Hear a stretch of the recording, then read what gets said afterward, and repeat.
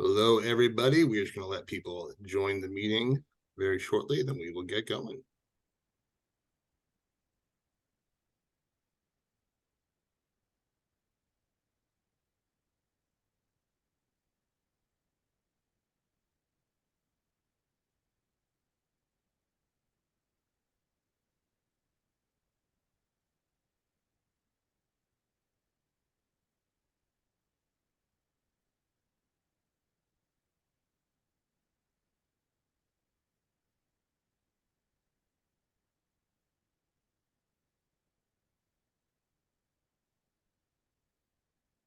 If you just jumped on, once again, we're going to be waiting just a minute or two for other people to join, and we're going to get going.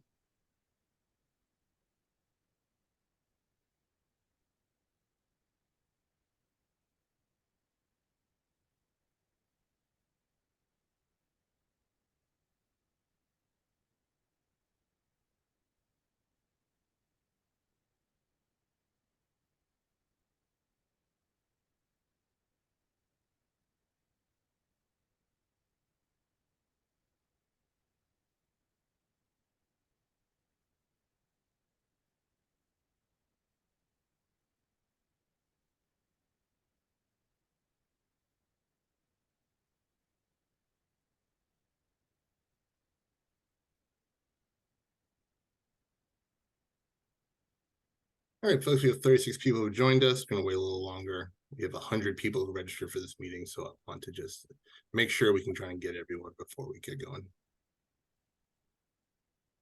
See a lot of familiar faces. Glad you could join us tonight.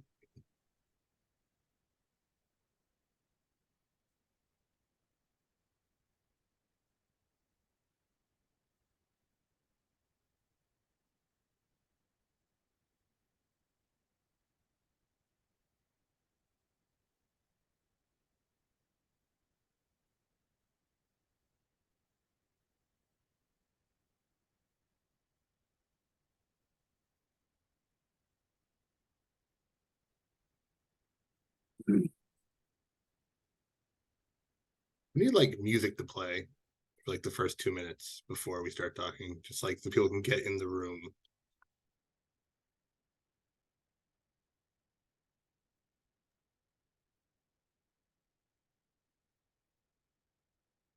All right, folks, it is 6:03 p.m. Thank you for joining us this evening for our Spring Hill Sewer Separation meeting. Before we begin the presentation, I want to turn it over to give a moment to your newly re-elected Ward 3 City Councilor, four-time champion, Ben Ewan-Campen, to say a little thing about the ward and kind of the construction project in general. So, Ben, I see you are here. You could break us with your presence. Thank you, Jesse.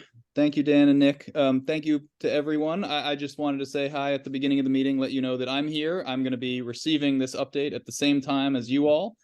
And I am here to work with you on all of these issues. This is easily, the thing that I get the most emails about. And I understand why. You all are living through an incredibly important and thankfully once in a century construction project. What's that one? That's Simon saying hi.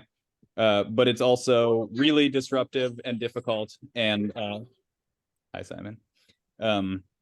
So I just wanted to let you know that in addition, obviously, to reaching out to Jesse and Dan, you can always reach out to me to help try to kind of make this a little bit more tolerable as we get through it. And I'm looking forward to this update as much as you all are. All right. Well, thank you, Counselor, and thank you for all being here tonight. We are going to start the presentation. First, let you all know this meeting is being recorded. It will be on our website, hopefully loaded by the end of the week, and you can take a look at it. Slide, please. First, let me introduce myself. I'm Jesse Moose. I'm the construction liaison for the city of Somerville. With me tonight is Dan Amlin, the senior project manager for this project. Dan and I have worked together for 6 years at this point. Besides my wife, he's the person I talk to the most, followed actually by Nick, who is a construction public information officer, who joined us last year. And we are the team that you communicate with and hear from for this project. Next slide, please. Our contractor for this is Gioso & Sons. They have formerly did work on the Cedar Street project back in 2016 through 2018. They're also doing some work now on the Popham Street pump station. Our designer is Stantec, and then we have Hatch doing a lot of our green infrastructure as well. Next slide, please. So the agenda for this evening is very similar to previous meetings. This is our 4th construction meeting we've had. We have them in the spring and the fall. This is our fall 2023 one. We are going to talk about what was accomplished since our last meeting back in, I believe, April. Upcoming work to look ahead for winter and then kind of early spring. We are now going to be in our 3rd year, so we will be looking at kind of the good part of this project, which is the streetscape restoration bike network connection. And then, we're going to go street by street to kind of talk about what's been accomplished and what's been expected. And then at the end, we will do kind of an FAQ and how to contact us as well as a question and answer. I do ask that you don't put questions in the chat throughout the presentation and just ask them live at the end. It's just kind of easier way for us to kind of just filter them through. Next slide, please. All right, and with that, I'm going to turn it over to Dan. Good evening, everyone. My name is Dan Amlin. As Jesse introduced me, I'm a senior project manager, currently managing this project here in your neighborhood. So before we get started, we're going to give you a bit of a kind of project overview. Here, we're going to talk about limits of work, followed by project description before we kind of get into some of the work that's been completed to date. So that being said, if hopefully you can all see this, limits of work, this is what started off as the phase 1 sewer separation project. Phase 2 and phase 3 are actually further off into the future here. Phase 2 was going to pick up on the eastern limit at Benton Road to the west, towards Lowell Street. Phase 3 was the Highland Ave redesign project, which I can speak to very briefly as we get through our presentation here. But this phase 1 project, so like I said, this started off as a sewer separation project, through a design process that lasted over a little over 2 years. It was determined very early on that since we'll be essentially ripping up these roads to replace old ancient utilities, we can actually make many improvements as we kind of quote unquote build our way back up. So just some very brief background information. After the design process, this project went out to bid. As Jesse mentioned, PGOso and Sons was the low bid contractor who was awarded the project. Their contract started November 1st, 2021. So we are now a little over 2 years into the process. Substantial completion is slated for August 2nd of next year, which will bring us to our kind of 3-year end here. Final completion, I'm going to put an asterisk next to this, summer 2025. Summer 2025 refers to the lower section of Summer Street between School Street and Bow Street. All other work that you're looking at within on the screen here. So from Highland Ave to the north, Summer Street to the south, School Street to the east, and just shy of Benton Road to the west. The majority of this work, if not all of it, between utilities, surface restoration, and surface reconstruction will be complete by next fall, so roughly a year from now, which leaves that lower kind of tail portion of Summer Street over by Nunziato Park as this kind of the remaining piece that's going to extend into 2025. That being said, the total project cost to date just about $24.5 million. As we are now a little over 2 years into the project, we've spent $16 million, which is roughly 2/3 of that cost. So those are things that we like to see as we are stewards of this budget and want to make sure that we're curbing unnecessary spending when we can and negotiating in good faith with our contractor on changes. So that being said, 3-year project, we'll have a little piece extending into 2025. But for all intents and purposes, every other street that's been impacted by this project will see a final completion date of really next November. So that's the limits of work. Moving on into project description. Why are we doing this? Why are we making all of your lives harder? For that, I really do apologize. Jesse, Nick, and myself, we understand, through this process. It's long, it's cumbersome. To some of you, it's probably brutal. We empathize with you. It's certainly not something that, you know, we want to be going out there and interrupting and impacting your daily lives. However, the reason we're doing this work is, you know, this area has a history of localized flooding. So a lot of the work we're doing under the project will help mitigate future flooding, if not eliminate it altogether. Sewer improvements. A lot of the sewer mains in this neighborhood are over 100 years old. They haven't really been maintained over the past century. And it's gotten to a point where we have combined sewer and drain flows that was kind of the, you know, situation 100 years ago. We're moving away from that. We want to separate sanitary flows, sewer flows from our stormwater drainage, surface flows, and things like that. From those who don't know, all of our sanitary flows get treated by the Massachusetts Water Resources Authority. It does have a cost. And when we're combining more stormwater flows, that cost is substantially higher than if we were just basically conveying sanitary flows to the MWRA's facility on Deer Island. So by doing this project, it helps kind of reduce those treatment costs, which in turn has a benefit to many of you all. Another major portion of this work is replacing water mains, hydrants, water mains, water services. I'm sure many of you have been impacted in the past 2 years here with, periodic shutoffs of your water.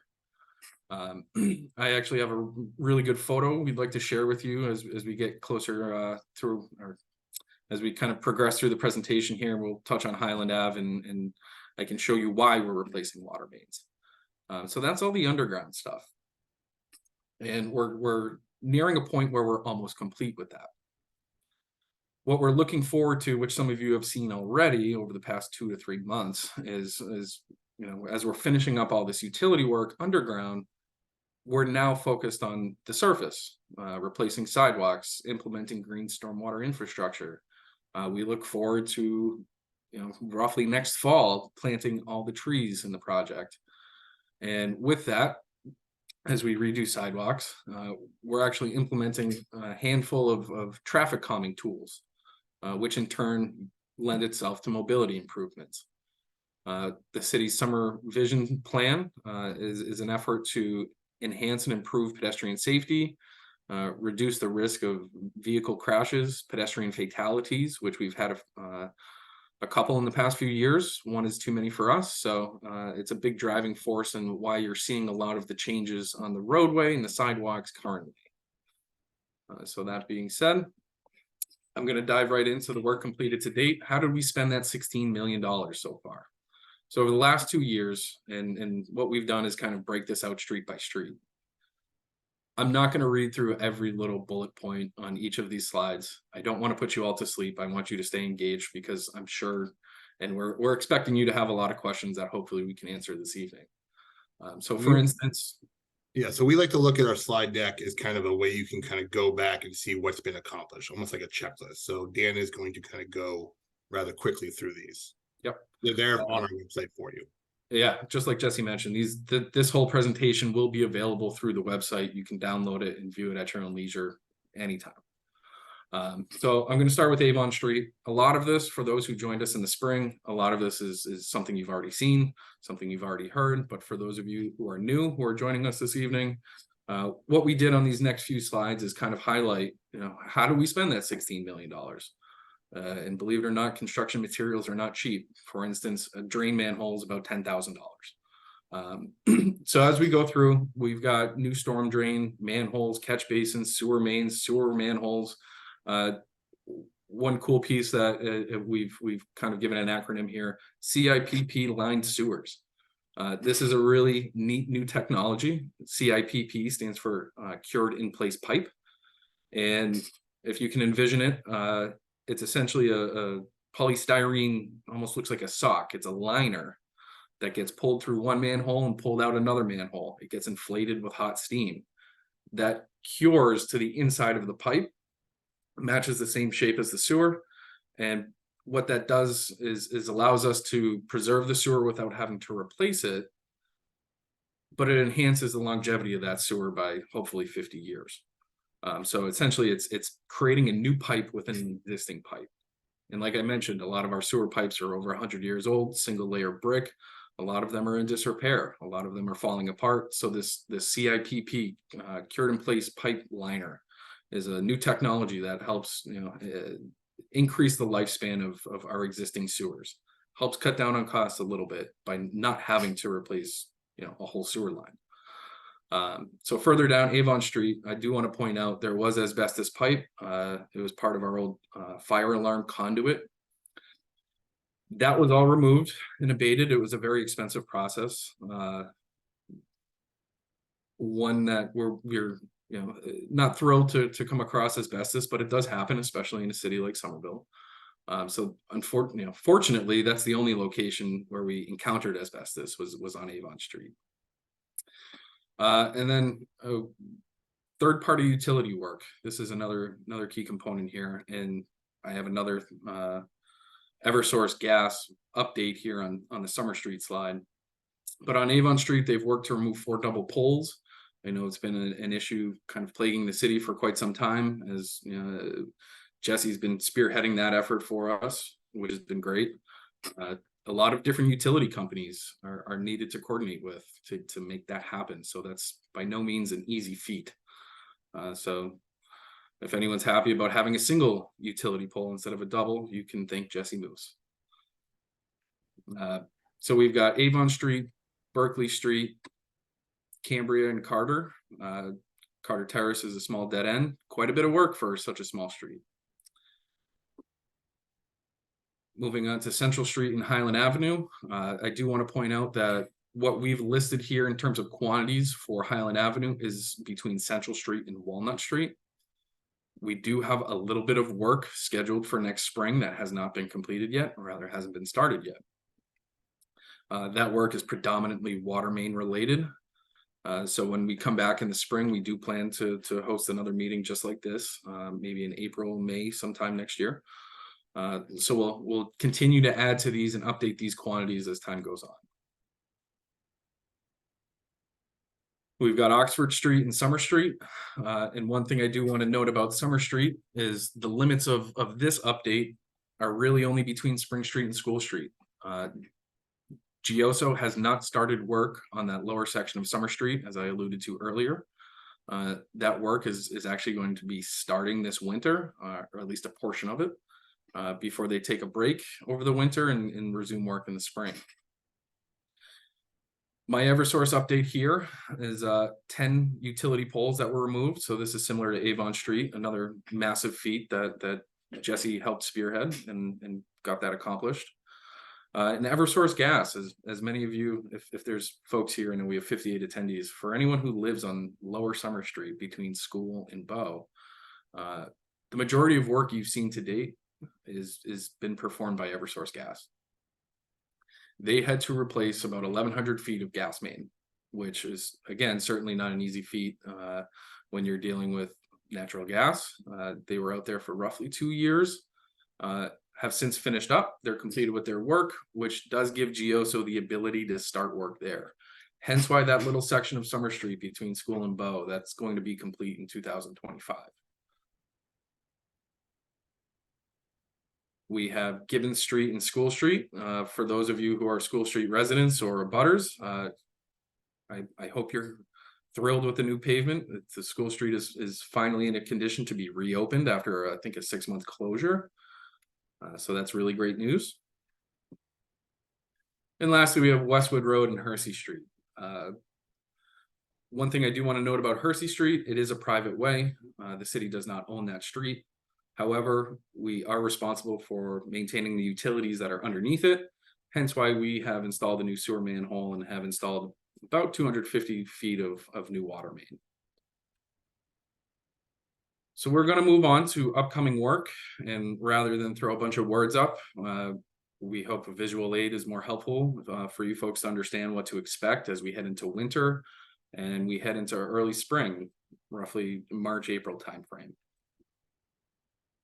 So the good news, for all those with construction fatigue, there's not going to be a lot of work this winter. Like I mentioned, most of the utility work is now complete. For about a month, our contractor is going to begin work on Lower Summer Street between School and Quincy. They do have a lot more work to do all the way down to Wesley Park. However, they cannot do that work because of the existing water main in the roadway. It poses a spatial conflict, which will require GEOSO to install temporary water bypass mains. I'm sure many of you from pretty much the entire project limits here are familiar with those. Temporary water bypass main is really only implemented when you have to take an existing water main out of service underground. So these temporary mains typically run along either back of sidewalk or along the curb line. Your home gets connected to it with a plastic blue hose to keep providing domestic water. That's the case here with Summer Street, where between, call it Quincy/Prescott, all the way down to Bow Street, GEOSO can't actually install any of the new drainage or sewer or water mains until the existing water main is out of the way. Because that existing water main is currently in the way, we cannot set up temporary water bypass over the winter. The pipes will freeze, you won't get drinking water. So a lot of this work is going to be deferred until springtime. Another key component here heading into the winter is Eversource Gas. They actually have a gas main between Benton Road and School Street. So again, this big portion of Highland Avenue, that's from the 1920s. So again, that's a 100-year-old gas main. I'll mention this and can describe this in a bit more detail as we move through the presentation, but one of the reasons why Eversource Gas will be doing this work over the winter is because we plan to pave the travel lanes of Highland Avenue next summer, tentatively scheduled for June, maybe July, depending on schedule, fiscal year budget, things like that. So in not wanting to pave the travel lanes of Highland Ave and have that get ripped up by Eversource, we worked with Eversource Gas, came up with a plan, said, we'll let you get in there first. We know you're going to trench through Highland Avenue to replace this main. They have a lot of cross trenches to replace the gas services to individual buildings and homes on Highland Avenue. So we want to wait for that work to be complete so that we can then come pave the travel lanes and leave it like that. We don't want to be paving anything, have that get ripped up, and then have to repave. So this was a lot of lengthy discussions with Eversource Gas to come to this agreement. So they are committed to starting work next month in December. It's roughly a 6-month process. So come roughly May, they should be wrapping up their work just in time for us to pave the road. And that's it for this winter. And then we get into next spring. So a couple different colors here. I've kept Eversource Gas on Highland Ave. That's the purple rectangle you see up there. So that work will still be going on through the spring. Like I said, roughly May, June timeframe, they'll be complete. Now you see that lower section of Summer Street is yellow. So that's really next spring, they'll start in earnest, removing that existing water mains, setting up temporary bypass water mains, and then getting to town with new water, sewer, and drainage. Another key component I want to point out on Highland Avenue in the top right, that's that last kind of section where we need to replace the water main up there. And that is also going to require temporary water bypass mains. So again, we cannot do that work in the winter. Any pipes at roadway elevation are going to freeze inevitably, so we defer that work to the spring. The sort of greenish color you see is streetscape and surface restoration. Starting, depending on weather, of course, March, April timeframe, GEOSO's crews are going to be back out on Summer Street, and they're going to be back out on School Street. There is some work to do on Avon Street and a little bit of work at the intersection of Oxford Street, Hersey, and Trull Lane. So on Summer Street next spring, I don't know if any of you folks can tell, but that rectangle doesn't include the whole roadway. It's really focused on the north side. And one of the biggest pieces of work that will take really this whole stretch from Spring Street down to School Street is a new separated cycle track. So on the north side of Summer Street, we're going to have a bike lane.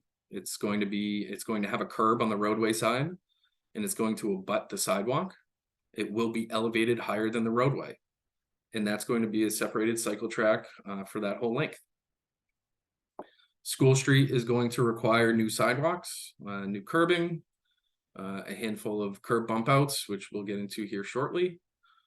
Avon Street on the west side of Avon Street, the left on your screen, is closer to Central Street.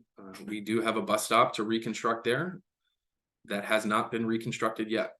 So that'll be starting up again in the spring. In the middle of Avon Street, we have a bioretention basin that will be bound by curb. That curb is not yet installed, so that's what they'll be starting again in the spring.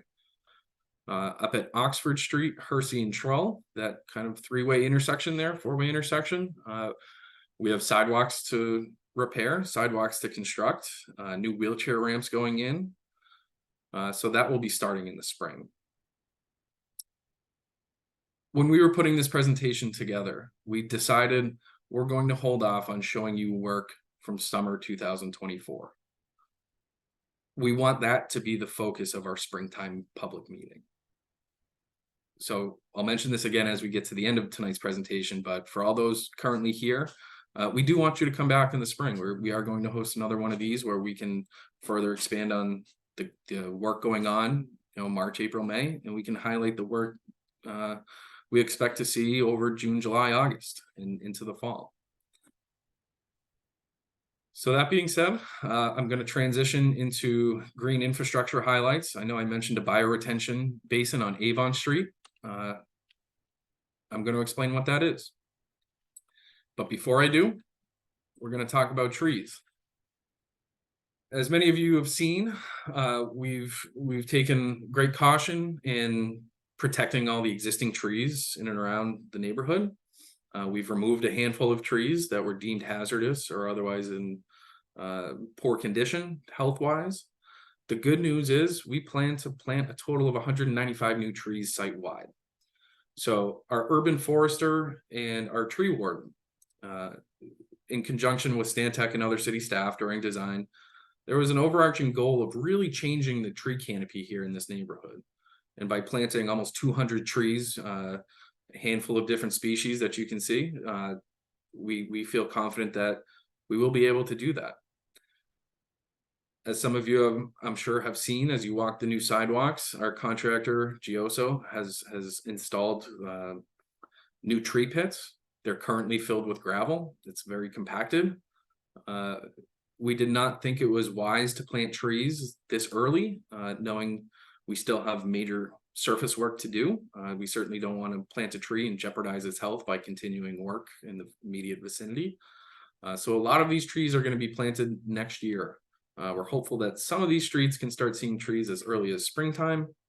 The majority of the other streets, the trees will be planted during the fall, so roughly a year from now. So moving into green stormwater infrastructure. This project, again, started as a sewer separation project. We really saw a great opportunity here to implement a lot of different green stormwater infrastructure features. There's three predominantly: bioretention basins, subsurface infiltration tree trenches, and subsurface infiltration trenches. For those of you who have traversed up and down Somerville Avenue over the last 5 years, you may recognize some of these. We implemented similar green stormwater infrastructure features down there. They've been successful. One of the overarching goals that we have for this, and I'm going to use the acronym GSI, so I don't keep saying green stormwater infrastructure. The overarching goals of this GSI work is to, again, help minimize flooding. Bioretention basins, for instance, and I'll jump to the next slide. Bioretention basins, they're kind of on-site stormwater treatment facilities in and of themselves. They are filled with plantings that help filter out different contaminants and surface runoff, stormwater runoff. In the bottom right, you can see a picture that's one of them on Somerville Avenue, right against Merriam Avenue, or Merriam Street, excuse me. But in addition to helping minimize flooding, they promote infiltration. They help filter the stormwater and filter out pollutants. And they also help reduce phosphorus, which has been another big city goal, and especially here in engineering.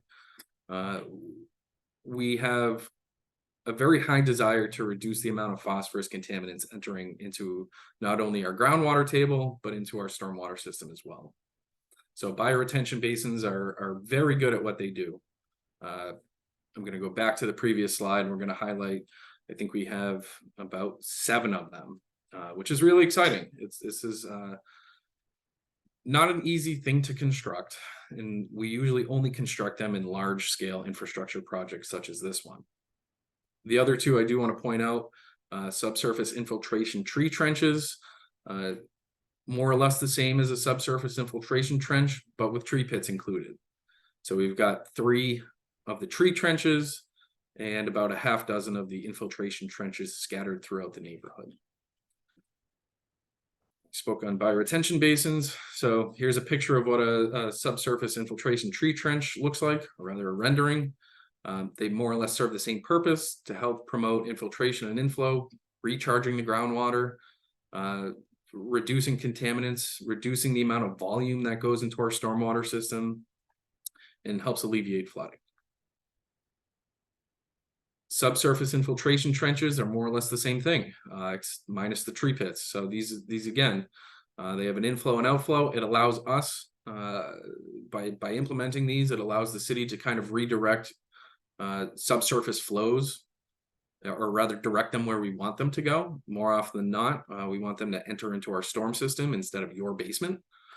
So that's one of the biggest key components here.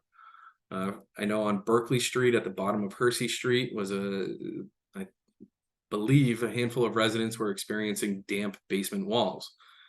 So we do have 2 subsurface infiltration trenches being installed there to help redirect that groundwater away from their homes and into our stormwater system. We're going to move into surface restoration, which I'm sure a lot of you folks here this evening, having seen the changes on the roadway, the changes to the curb lines, the changes to the sidewalks, hopefully many of you are interested in hearing about this update. So before we kind of dive in, we do have 4 different traffic calming tools that we've been implementing and will continue to implement through the next year and a half, which entail curb extensions and bump outs. Probably the thing you're most familiar with, for better or for worse currently. We will be installing raised crosswalks, we'll be installing floating bus stops, and we'll be installing speed humps. So before I move to the next slide and highlight some of these different features, I'm going to bring back the Somerville Vision Zero plan, which, as I alluded to earlier, with a handful of pedestrian deaths in the city over the last 3 to 5 years or so, it's this Vision Zero plan allows us to promote and enhance pedestrian safety. Helps us reduce vehicle crashes, reduce fatalities, and try to eliminate those risks for all modes of transportation, really. So a lot of these guidelines that are in the city's Vision Zero plan are being implemented through this project. And they include curb extensions and bump outs.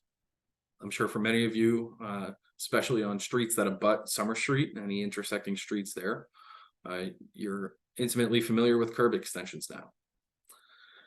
They extend the sidewalk into the parking lane. One of the predominant goals here, as we have 2 schools west of Spring Street, with plenty of pedestrians walking back and forth, is to shorten the distance from one side of the street to the other to get pedestrians out of the roadway quicker, to avoid any potential collisions between a pedestrian and a cyclist, a pedestrian and a motorist, a cyclist and a motorist, etc. So these have been implemented on just about every side street on the south side of Summer Street. For the folks that live on Avon, Berkeley, Oxford, Gibbons, Cambria, and Westwood, you'll be seeing curb bump outs being installed at the ends of your street as well. The ones that intersect Central Street and the ones that intersect School Street. One of the biggest goals here, aside from promoting pedestrian safety and accessibility, is reducing vehicle speeds. For those of you who don't know, the city has a 20-mile-an-hour speed limit citywide. It does not vary from neighborhood to neighborhood. It's everywhere. So during initial traffic studies, during design, traffic impact studies, it was, we heard from the community. There were 2 different community meetings where we solicited feedback during that design period. And one thing that we kept hearing over and over again was we want any pedestrians to feel safe. We don't want anyone Speeding through neighborhoods, speeding down streets, cutting people off. We want people to go slow. So curb extensions and bump outs are really good at making that happen. Raised crosswalks, similar sort of concept. It's essentially a crosswalk built on a speed bump, or speed hump, I should say. So there's a handful of these being implemented at just about every single side street intersection we have. A handful have been temporarily constructed for the winter. For those of you who live on or off Summer Street, you'll notice a lot of the side streets recently just got paved. End of last week, even today. So the crosswalks are going to be, we do plan to stripe them here very soon, hopefully this week. I know some line striping was occurring today. But again, this promotes pedestrian safety and improves comfortability of crossing the street and helps slow down vehicles. We do have a handful of floating bus stops. They're all on Summer Street. And what floating bus stops are good at accomplishing is allowing the bus to stop in the travel lane rather than pull up to the curb. They provide safe, dedicated waiting areas, that typically accompanied by trash receptacles, benches, bike racks, things like that. So we do have, I believe there's one just east of School Street, in between School and Prescott. There will be one in the middle of School Street. I forget the number, is it 121? There will be a third one on Avon Street, and I think that's it for this project. These floating bus stops were implemented on Somerville Ave in conjunction and coordination with the MBTA. We've got nothing but positive feedback for the MBTA. It improves their run times. It improves not only pedestrian safety, but rider safety as they board and get off buses. And the last thing we'll be doing is speed humps. There are a handful of speed humps, about a half a dozen scattered throughout the project. I believe there's going to be one on School Street. There'll be a handful, maybe 3 or 4 on Summer Street. And rather than me just saying a handful, we can show you. So this map here, really, it's kind of encompassing of what you're starting to see, but what will be the condition when we're complete. So the little blue dots and green dots, I know it's hard to see because it's a very small map and I tried to make the dots big so you can see it. Raised crosswalks at almost every curb extension, every curb bump out will have a raised crosswalk. The yellow circles are floating bus stops. So I misspoke earlier. We'll have one by Nunziato Park, one to the east of School Street, and one in the middle of Summer Street between Central and School. Like I mentioned, we'll have about 3 speed humps on Summer Street. We'll have 1 speed hump on School Street. And then on Central Street's actually going to become, at the end of this project, a one-way street northbound to Highland Avenue, which is going to match Lower Central Street between Somerville Avenue and Summer Street. So as vehicles are currently used to a 2-way traffic configuration, we will be reconstructing Central Street last. So we can maintain Central Street as a 2-way street for as long as we possibly can to help alleviate some of the struggles and challenges of endless or seemingly endless road closures that lead to nowhere. I know that's been a very pressing topic, a very frustrating topic for a lot of you. It certainly has been for us. So when we get to the end of this presentation, we certainly want to hear more and hear how we can improve and especially as we look to next spring, how do we improve our traffic closures, our traffic management setups, while keeping in mind, we want to keep traffic flowing as best as we can. I know that may not seem true, but it is. So back to Central Street, it will become a one-way northbound street. We will have 3 raised crosswalks to help slow down vehicles approaching Highland Avenue. Next, we want to talk about our plans for extending our bike network. For many of you and those who are familiar with Somerville Avenue, we installed 2 separated cycle tracks. They are porous pavement down on Somerville Avenue. We do have a bike lane on Bow Street. And this green line on Summer Street is what I mentioned earlier. Up until recently, there's been a bike lane on Summer Street. It's been at roadway elevation. What this project is going to do is take that bike lane, move it up in elevation, closer to the sidewalk elevation, and put a curb on one side. We'll have trapezoidal delineators so that cyclists don't veer into the roadway and off the curb, which is really exciting. It's another opportunity for us to expand our bike network. Central Street will have 2 multi-directional cycle tracks. So one side of Central Street will have a cycle track heading north to Highland Avenue. The other side of Central Street will have a cycle track heading south to Summer Street. The two cycle tracks on Central Street are going to be at sidewalk elevation.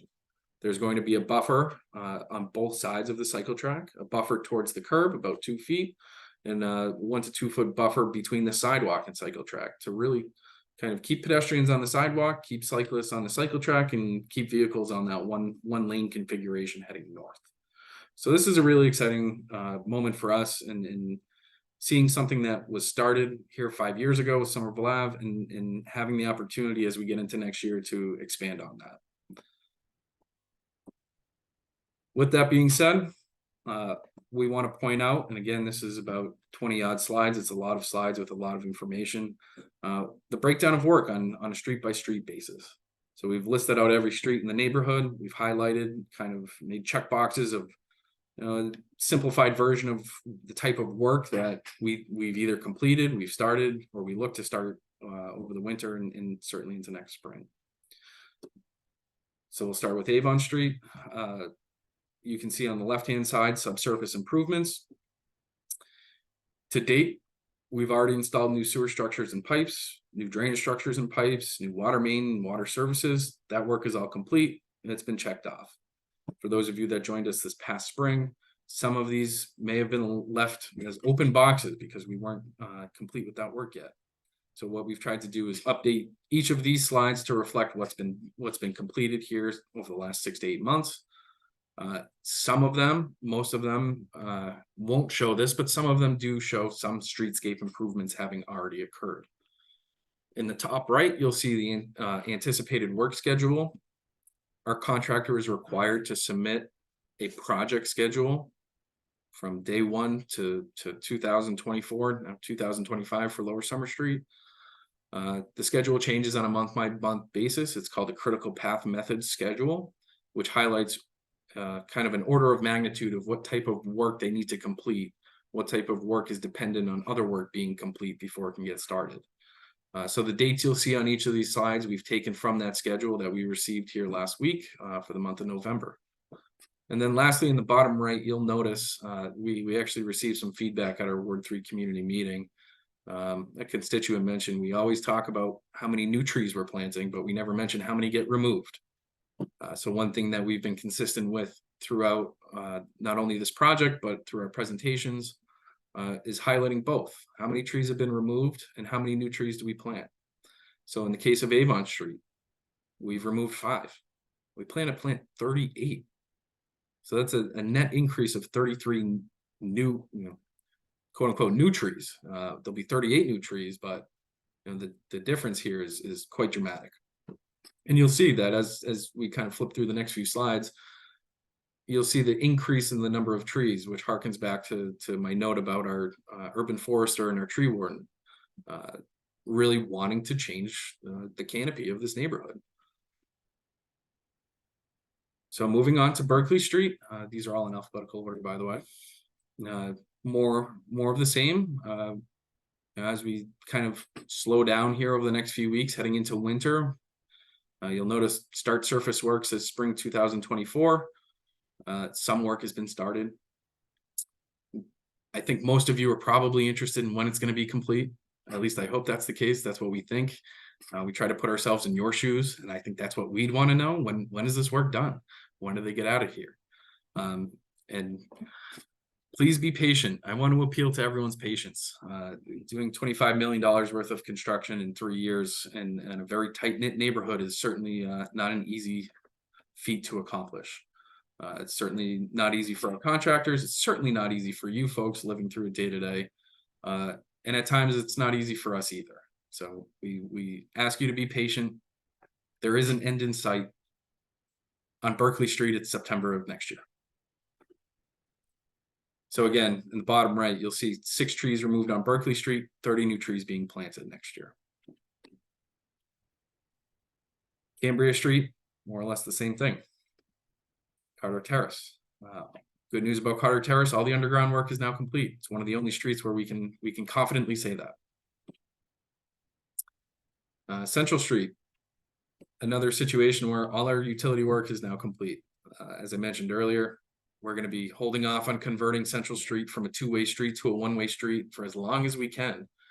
So we look to the end of next summer, early fall for that work to happen, when you'll see a lot of these streetscape improvements come to life. Throughout the presentation here on these streets, we do want to kind of show you, what's this work taking place. Again, it's certainly not easy for a contractor at times. So on the photo on the left, you can see the yellow pipe there. That's actually a live gas main. We have to take extra precautions when working around live gas. So they've used a combination of steel shoring trench boxes with wooden beams and lagging to kind of brace the trench so it does not collapse. And then they have to perform sort of, call it utility surgery. They have to be very accurate in the work that they do, which means it can't be done quickly. It's a slow process. On the right-hand side is actually a new drain manhole. It's different in the sense that it's rectangular instead of circular. You don't see that very often. The reason that we have these different types of structures is due to spatial constraints. So as you can see in that photo, you have that sort of black damp-proof membrane around that structure. Just to the right of that is a brand new water main, and kind of in the foreground is actually a water valve to allow us to control that water main. So over time, like I said, a lot of these utilities are 100 years old. The street's just been getting fuller and fuller and fuller of many different utilities. The city's responsible for water, sewer, gas, fire alarm. We've got telecom utilities, so Comcast, Verizon, fiber optic companies. We have gas mains, we have underground electric. So there's certainly quite a lot of kind of spaghetti type utilities underground that we have to navigate in and around on a daily basis. Gibbon Street, this work is slated to be complete, called Gibbon Street done next summer. Hersey Street. So there's been some recent developments here from our last meeting. Originally, this project did not include much scope for Hersey Street other than replacing the water main and installing a sewer manhole and a drain manhole. We did not really have any streetscape improvements scoped for this project because Hersey Street is a private way. However, we've heard from many residents in and around Hersey Street and on Oxford and Berkeley and certainly areas further out, the desire to have accessible sidewalks, place to walk, because I believe folks are unfortunately kind of forced into the roadway there to traverse from Oxford to Berkeley or vice versa. So what we plan on doing next summer is constructing an asphalt sidewalk with an asphalt curb. As I mentioned earlier, we'll have new curb ramps and new crosswalks at the top of the street at Oxford Street and at the bottom of the street at Berkeley. We have asked our consultant, Stantec, to develop a feasibility study because of the elevation and slope of Hersey Street. It's going to be difficult to get an ADA compliant sidewalk, which is a primary focus of sidewalks elsewhere in this project. So they're currently working through some initial concept designs. We have not seen them yet. So they're kind of working through a feasibility study, developing concepts for the city's review so we can take a look at it and see what we're able to implement for not only the residents of Hersey Street, but all of the neighbors surrounding.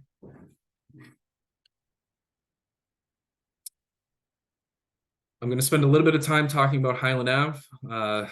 Again, this had a very limited scope when this project was put out to bid and contract was awarded in November of 2021, 2 years ago. At the time, we had only planned on subsurface improvements. We really did not plan for any streetscape improvements because we had that third phase of the bigger sewer separation of Spring Hill and surrounding areas. So if you recall at the beginning of the presentation, I mentioned this project is phase one.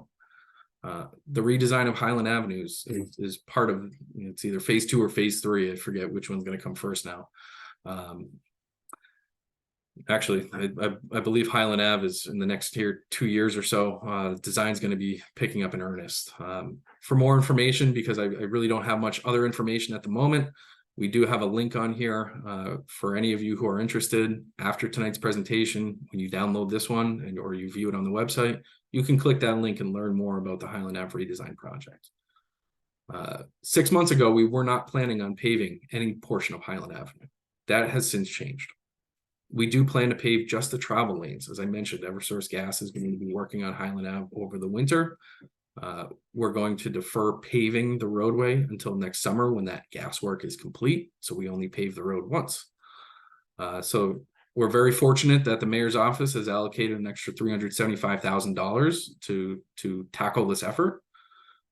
We'll be paving from Benton Road to just about the Highland Ave Medford Street intersection, stopping short of McGrath Highway. The state actually owns a good portion of Highland, it's about 50 to 100 feet back. Don't quote me on that. From McGrath Highway's state highway layout, so we're going to stop short of that. As I mentioned, this work is currently planned for June of 2024. So next summer, we're going to be milling up the travel lanes. It's about 28 feet wide, 2 13-foot lanes. We're going to tack on an extra foot on each side, north and south side. So we don't have a paving joint right on the parking lane. We can get that a little further in. But again, this was something that I think, will hopefully benefit a lot of residents, not just in this neighborhood, but citywide, given the new high school, new library, city hall staff, all the residents up on Highland Avenue. So something we're very excited for. On this particular slide, you'll notice under Highland Avenue, it says Walnut Street to Thorpe Street, and none of these boxes are checked off. This is the work that's going to be starting up in the springtime. This is that very east side of Highland Avenue that we need to replace the water main. We have a little bit of drainage work and a tiny bit of sewer work to do up there, so that come next June, that work is complete. We can pave those travel lanes.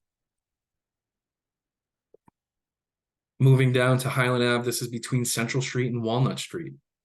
This is where all of the work has been taking place to date. Matter of fact, they're still working on Highland Avenue. They were out there working today. They plan to be working again tomorrow at the exit to the high school. We'll still allow traffic to get in and out of the high school, so no concern there. But this is where really the bulk of the work's taken place so far. So we've got all our subsurface work, all our utility work is now complete. We're just waiting on Eversource Gas to replace that gas main starting next month. Same situation applies in terms of streetscape improvements. We'll pave those travel lanes up to Benton Road and then defer any other streetscape improvement to the next Highland Ave redesign project. So again, that link is here, kind of in the bottom right for those who are interested later on, later on tonight, or excuse me, later on this week, when we do get this slide up on our website, you'll be able to download, click that link and read more about that. We've been talking about Eversource Gas.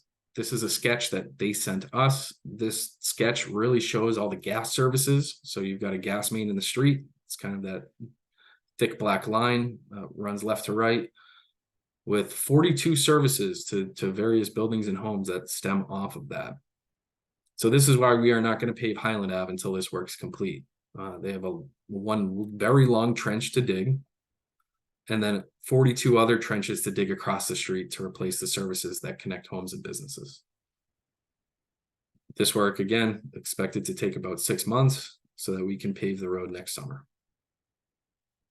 And then earlier in the presentation, as I move to the next slide here, I mentioned why we want to replace water mains. Picture on the left, that's a tuberculated water main that's about 100 years old. Those are the types of water mains. It's old cast iron pipe. That's where your drinking water has been coming from. Tuberculation, most of what you're seeing inside of that pipe is just rust build up over time. Certainly, not something we like to see, hence why we replace them. So the middle picture is showing what that pipe looks like as it comes out of the ground. And the picture on the right is a brand new one that was installed. So not only does it improve the quality of your drinking water, it improves fire suppression services, especially up at the high school, for instance, any building that has a sprinkler system.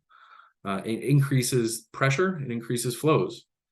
So this is another, major victory in our minds to be able to get through these neighborhoods and replace these old ancient pipes with something brand new that serves an immediate direct benefit to you as a resident.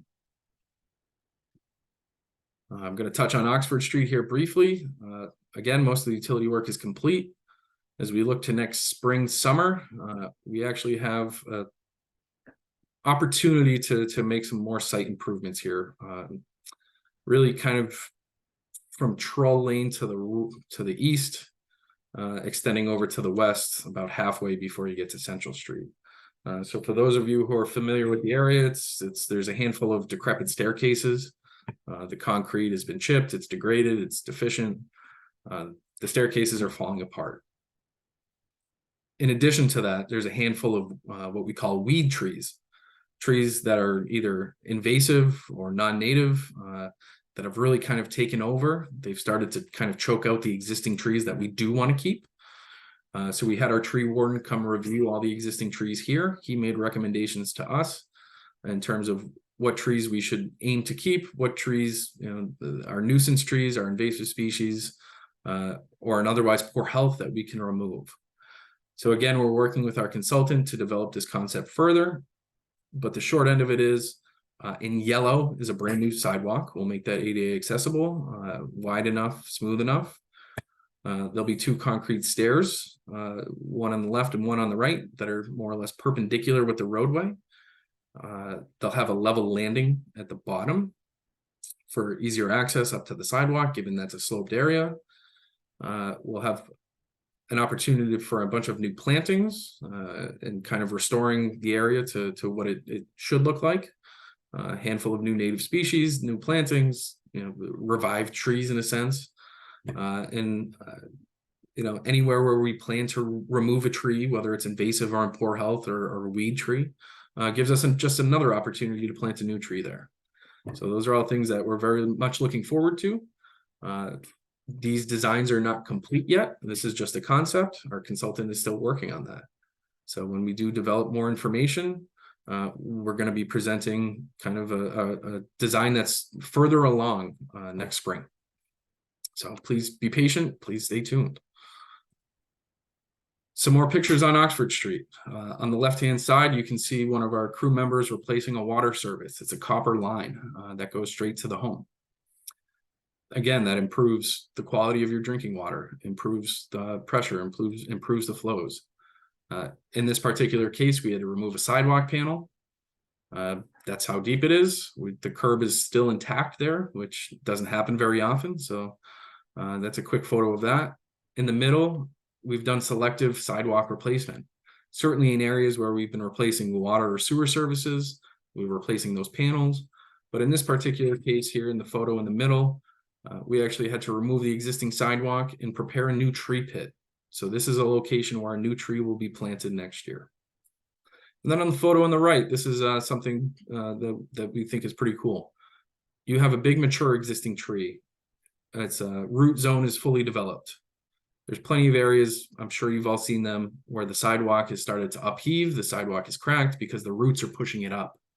The material that you see in this photo, it's kind of maroonish. It's called FlexiPave. It's an asphalt product that is not quite asphalt in the sense, but it does allow us to put a hard surface there without damaging the tree roots, without really running the risk of having this material get upheaved again. It's very flexible. It's designed for New England winters, New England summers. It's designed for mature trees like this.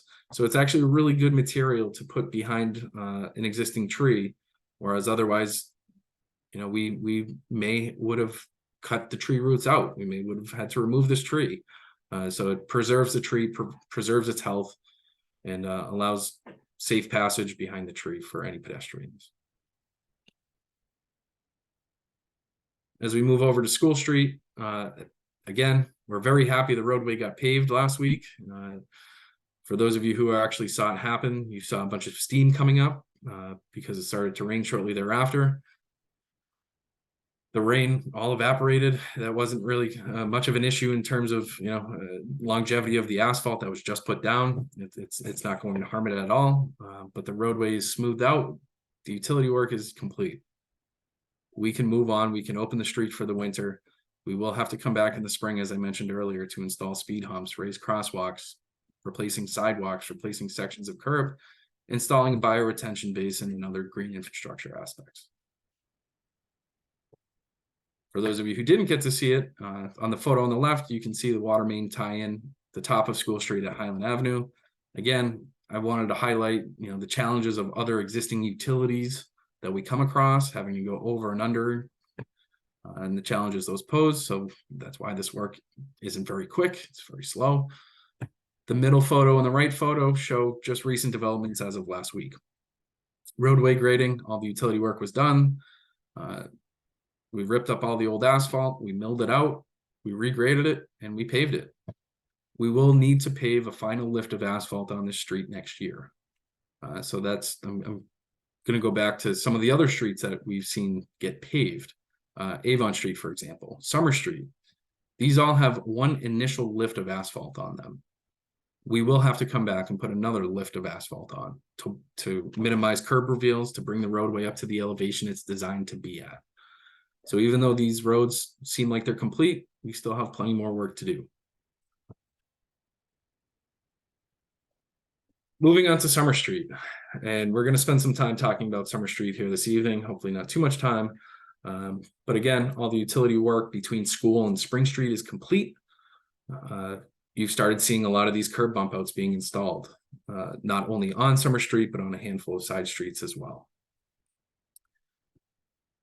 These next few slides, I want to show you all what work has been completed to date, just so you have an idea of what to expect come springtime. Please understand that really every street in this project, Summer Street especially, is in an interim condition. These are not complete. The full design has not been implemented yet. So there may be some pain points for many of you, especially the motorists here. Just know we are listening. We are trying to make improvements to get through the winter before we return in the spring and resume work in earnest. What you're going to see over these next few slides are sidewalk areas that are kind of tan color. That's all work that's been installed. That's what you see out there today. There are sections that are highlighted in kind of a dashed red line. That work is incomplete. It has not been started. That's the work they plan to construct next spring. So as we look at this first slide, I do want to point out the Summer Street, Spring Street intersection. You can see right away that on the north side of the street is another curb bump out that has not been constructed yet. The goal of installing this bump out is almost to create a chicane, again, to help slow down traffic, as there's two schools right on the left-hand side of Spring Street, the west side. So again, minimizing traffic speeds, vehicle speeds, lowering those, especially around a safety zone with two schools. Unfortunately, what this means is a loss of parking on the north side of the street. However, it will provide a safer environment, not only for pedestrians, but for cyclists and motorists alike. Matter of fact, as we kind of get through the next few slides, I do want to bring this back up again, knowing that on the south side, where we constructed these curb bump outs, it's causing a bit of an issue in its current condition. So I'm going to speak to that in a minute. On kind of this bottom half of the page, we're traveling east down Summer Street, heading towards School Street. So you can see Benton Road, the curb bump outs there. You can see Harvard Street, the curb bump outs there. We do have kind of an enhanced planting area right around Harvard Street. That's why the bump out extends further into Summer Street. Moving east, as we head towards Central Street, kind of on the top half, the bottom half is showing Carter Terrace, Laurel Street, which I do want to point out on the bottom half as I kind of flip back here. Because you cannot pour sidewalks in the winter, or at least not successfully, our crews are going to be stopping opposite Laurel Street on the north side. So they've been working from west to east, trying to get as far as they can before we get into freezing temperatures, which for all intents and purposes are more or less here. So the curb bump outs, the floating bus stop on the bottom right, those won't be constructed until next year. And then we're going to stop at School Street because they, in all honesty, have not done any work on Lower Summer Street. So none of that work is complete if I were to keep adding more construction plans. But this, I just wanted to give you all a glance at what work has been done so far, what that looks like, and what remains. Because again, this is an interim condition. The design isn't fully implemented, but when it is, this hopefully will all make more sense to you all than what's out there currently. So again, just a couple more photos. We've got sidewalk replacement on the left. It's a brand new sidewalk poured, I believe, in front of 139 Summer Street. In the middle, we've paved a raised crosswalk and kind of the intersection of Spring Street where it meets Summer Street. And on the right-hand side, I know this has been an issue for most of the summer. The old existing bike lane was at a different elevation than the roadway. When we initially paved the roadway, we did not pave this bike lane. Back in the spring, we thought we'd be able to construct the new cycle track. However, as time's gone on and that's seemed more infeasible just due to other critical path activities, our contractor actually milled down that bike lane so that it's now level with the roadway and it's now safer as we head into winter. We've heard from a handful of residents, especially at our Ward 3 meeting, about a lot of these curb bump outs and how frustrating and or aggravating they can be. We've certainly heard plenty more about the intersection of Summer Street at Benton Road. So these are two photos that I wanted to highlight here from today. So throughout the past week, especially heading into the weekend, the intersection of Summer at Benton, there was a lot of raised castings in the road. I do want to note that between the two wheelchair ramps, really between the curbs, is 20 feet wide. Average width of a vehicle is 7 feet. So with two cars side by side, that takes up about 14 feet, gives us about 6 feet of extra space for vehicles to pass each other safely, entering and exiting Benton Road. One of the issues currently, now that this has been paved, the raised castings are no longer an issue. There's no longer cones in the road to help kind of restrict that. So at full width of 20 feet, the next things we have to do are stripe a yellow center line. It's going to be about 10 to 15 feet long, extending north onto Benton Road to help vehicles align better as they either exit or approach Benton Road from Summer Street. We have to paint the stop bar. If you can see in this photo, the stop sign on the left-hand side is set about 15 feet back from Summer Street. We are not going to be painting a stop bar right at the intersection of Summer Street. And I know that's been one of the bigger challenges is when vehicles come south on Benton Road, as they approach Summer Street, they'll pull right up to the edge. And that makes that turning movement for anyone trying to get onto Benton Road that much harder. And then furthermore, we're actually going to be painting that crosswalk too. So you'll have crosswalk paint, stop bar paint, center line paint. This is not complete yet. We will have to come back in the spring, put down thermoplastic, which is going to last much longer than generic paint.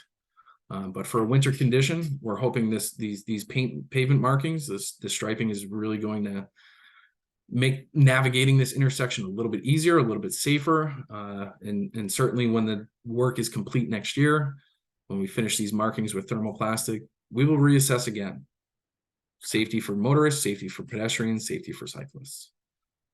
On the right-hand side, we've got the intersection of Summer Street and Spring Street. From this photo, we're looking east towards School Street. The church is on your left, the daycare and the two schools are on your right-hand side. And I wanted to include this photo because on the right-hand side of this photo, you'll see a cone. And that's right at the corner of our new curb bump out that seemingly juts out into the street. Because on the north side, the bump out's not constructed yet, there were still cars parking on the north-hand side of the road, which restricted the lanes even further. And we talked about, that it doesn't make much sense without the north side, mirroring and mimicking the south side curb line. It's not going to make much sense. It's going to create an unsafe situation. So as of, I believe it was last Thursday, our contractor came out. The markings you see in the roadway on the left-hand side of this photo, that is going to be the new curb line when they come construct it next spring. So what we wanted to do heading into winter is provide some sense here, help people understand what is the objective. So this big curb bump out, right? The curb's going to go kind of on that edge line. We gored that marking out with kind of hash marks to prevent folks from parking there, to restrict the roadway further. So all this is to say, this is going to create one big chicaning road. But we wanted to see this pavement markings come to fruition here to help navigate it a little easier, to provide a little bit more sense. We're certainly going to need to continue focusing and highlighting these curb corners like you see on the right-hand side of the photo, especially as we head into winter. City's going to be plowing streets. We don't want anyone to get hurt. So we've got a cone there now. We do plan to install signage here within the next few weeks before Thanksgiving. And we'll continue to review other methods we can utilize while keeping people safe on, improving sight lines, improving, the visibility of these new curbs. So those are just two photos we wanted to share with you all here tonight. Summer Street, School Street to Bow Street, again, really no work's happened. We'll be starting in earnest here in the next few weeks between School and Quincy Street. The long-term outlook here, one of the coolest features of this project, and in this portion of Summer Street in particular, is going to be a pocket park right at the Quincy Street, Summer Street intersection. We'll have permeable pavers, which again help attribute to more positive infiltration of surface stormwater back into our stormwater system and infiltrate back into our groundwater. Westwood Road, which is our last street for this portion of the presentation before we kind of start to wrap up here. Most of the utility work is complete. We'll come back for surface work next spring. Anticipate finishing work a year from now. And with that, we're going to move to some frequently asked questions that we've received, Jesse, Nick, and myself, over the past 2 years. Many of you, I'm sure, have already heard these, seen these, but for those who are new, we're going to run through these again really quickly. So in terms of water quality, which unfortunately at this time of the year, we're kind of moving away from this. This will become another topic of discussion next spring as we look to start implementing water bypass on Lower Summer Street and Highland Avenue. But for those of you who don't know, for those of you who were connected to a temporary water bypass this past year, again, these are set up to keep continuous domestic flows to your home. We want to keep water flowing. We don't want to shut you off. When we have to remove an existing water main, that could take months to replace with all the services and everything, all the other utilities. So a temporary water bypass still provides clean drinking water to your home during construction. We've gotten a few questions about how that affects the water bill, because by connecting this surface pipe to your house, typically through a hose spigot, we backfeed your house, it bypasses your water meter.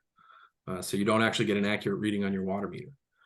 What the water department does is they go back to the previous year, previous month water bill. Say you're on a temporary bypass pipe for the month of July, year 2023. They're going to look at your water usage from July 2022 and estimate your water bill. And then depending on your usage of this current year, when your meter is bypassed, the next billing cycle, they either charge you more if you use more water than you did the previous July, or they issue a credit if you use less. So it's just a method that the water department uses. If you have any questions, I encourage you to contact them. They're all very friendly and very helpful.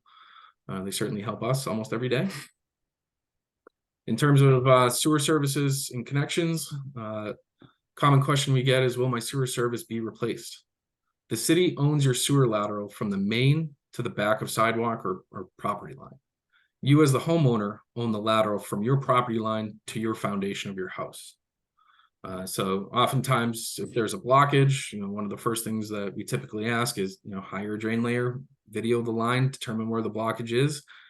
If it's beyond your property line, closer to the street, it's typically our problem that we have to deal with. For anyone who's had a sewer backup, especially as a result of construction, we do ask that you contact either Jesse or myself. Oftentimes it's an immediate, health hazard, immediate issue that needs to be addressed. What we typically like to do is hear from you first, talk to our contractor, ask them to go diagnose the issue, repair the issue, and then we ask you as the homeowner if you incur costs due to, any remediation, any backups in your basement that needs to get cleaned up by a professional company. we're going to direct you to our law department. We ask that you file a claim, and we work with our law department to basically have the contractor pay that claim out, so you get reimbursed for your cost. So that's we're kind of touching on a claims process, but it more often than not, a sewer backup. We want our contractor to fix it. In the event that they're unavailable, this happens in the middle of the night, you need immediate service, you're always welcome to hire someone. Contact Jesse or I. We'll help you file a claim. We'll help that get resolved that way. And then in terms of streetscape questions, I know I mentioned this earlier. Why are we making intersections narrower? Why are we installing so many curb bump outs, making it seemingly impossible to drive around your neighborhood? Well, again, we want to enhance and improve pedestrian safety. We want to eliminate all risk for any pedestrian fatalities. We want to reduce vehicle speeds. We want vehicles going 20 miles an hour or slower. The posted speed limit citywide. So again, these are our overarching goals of our city's Vision Zero plan being implemented here in your neighborhood.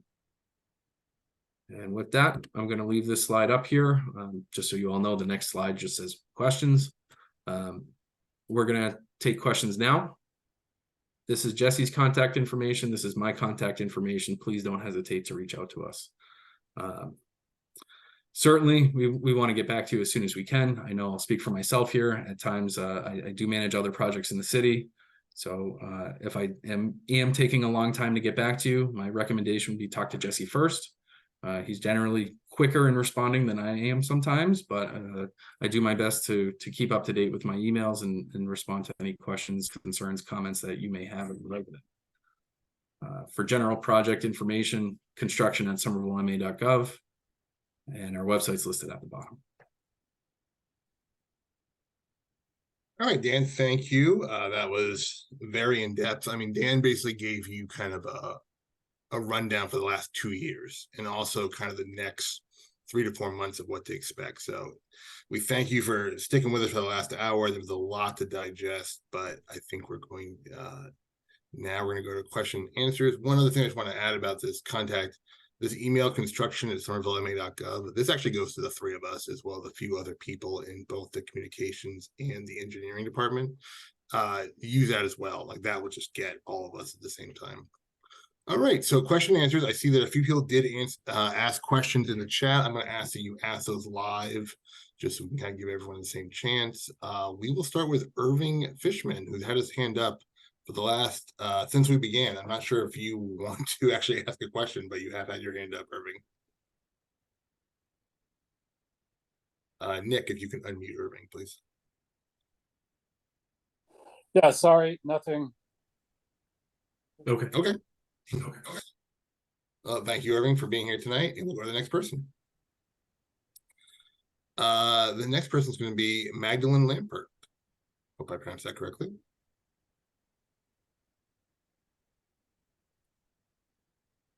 Nick, is she unmuted? Magdalene, you should be able to ask her a question. Okay. Can you hear me? Yep. Yes. So, first of all, I would like to say that the precision that I observed watching the Sorry, Magdalene, you just got muted. You may have muted yourself. did you hear me say that the precision of the work that I observed on Westwood Road was astounding. Excellent. These guys are like surgeons. I was so impressed. So thank you for that. I have a 2-part question.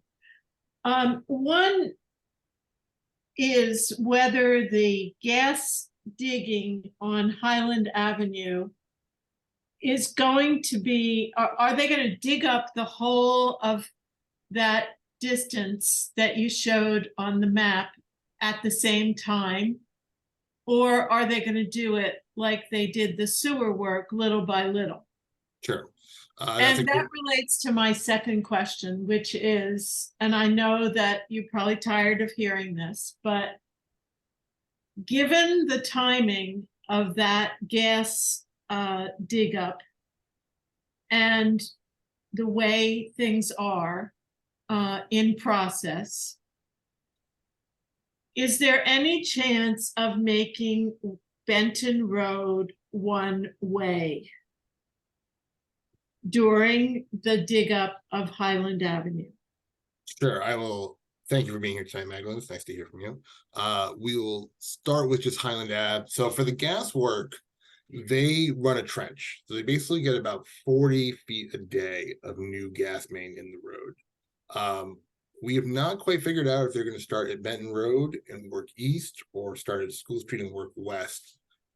We are still waiting for them to kind of submit their permits. They will have, you know, I don't want to say a small work zone, but you know, smaller than, you know, they're not going to be in the middle of the street. It's going to be in one of the gutter lines, probably the one that's the north side, Dan. I always confuse these. Yeah. So that's where they're going to be stationed. The Benton Road question is a question we get, I don't know, at least once a day from residents. If Benton Road could be turned to one way and not just for, you know, use of a detour. This is actually being reviewed by our mobility department, and they're doing, you know, kind of a study to see if Benton Road could be turned to a one-way. We don't have any information to share at the moment, but it is being looked at by the mobility department. I hope that answers your question, Magdalene. All right, thank you, Magdalene. We're going to go to Corey King next. Nick, if you can unmute Corey for us. Hi there. Thanks so much for the heads up again as we do this seasonally, it seems. My first question again, as everybody's asking about the Highland Avenue dig up, you answered part of it there with our previous commenter, but as it goes along to the project, are the crossroads like Central and some are going to have closures as we've had throughout this entire project as it goes along digging up the trench? Is my first question. And then my second question is, are they doing anything in this interim before Highland gets paved to help smooth it out at all? Because it's just undrivable right now. And I can't tell you how many people have had damage done to their cars because of how bad and rough it is right now. And I understand that it's in a transition before it gets final paved. I get it. Sure, Corey, thanks for joining us tonight. So the answer to your first question is they are going to use a very similar detour that we used when we did our utility install on that piece of Highland, which they sent cars up Central, down Medford, and down School.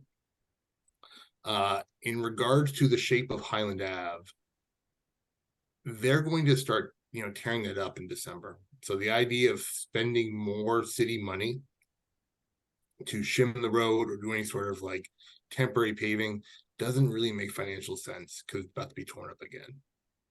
And we obviously, you know, we drive the street same as you. We understand it is in bad condition, but that's kind of why we have set up this schedule of Eversource to get out there as soon as possible.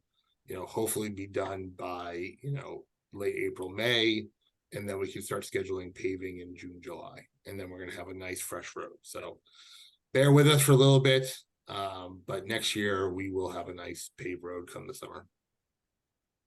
Right. So just to re-clarify though, was it saying that they are still going to do blocking off of Central during this, or you said that it's being detoured on Central? That we'll still have access. Central should still be open to drive down. Okay. I mean, there might be certain situations when it's not, you know, if they're crossing the intersection with the gas main.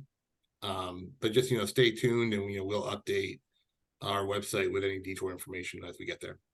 Okay, so you'll still be able to communicate to us even though it's an Eversource quote unquote project. Yeah, so I manage Eversource. You know, the reason why we got them to come to the table with this is because we have such a great relationship with them and said, you know, we want to pave Highland Ave. We obviously don't want us to pave it as soon as possible and then you tear it up a year later. Let's figure out a better way to handle this so we have a street and product for a longer period of time.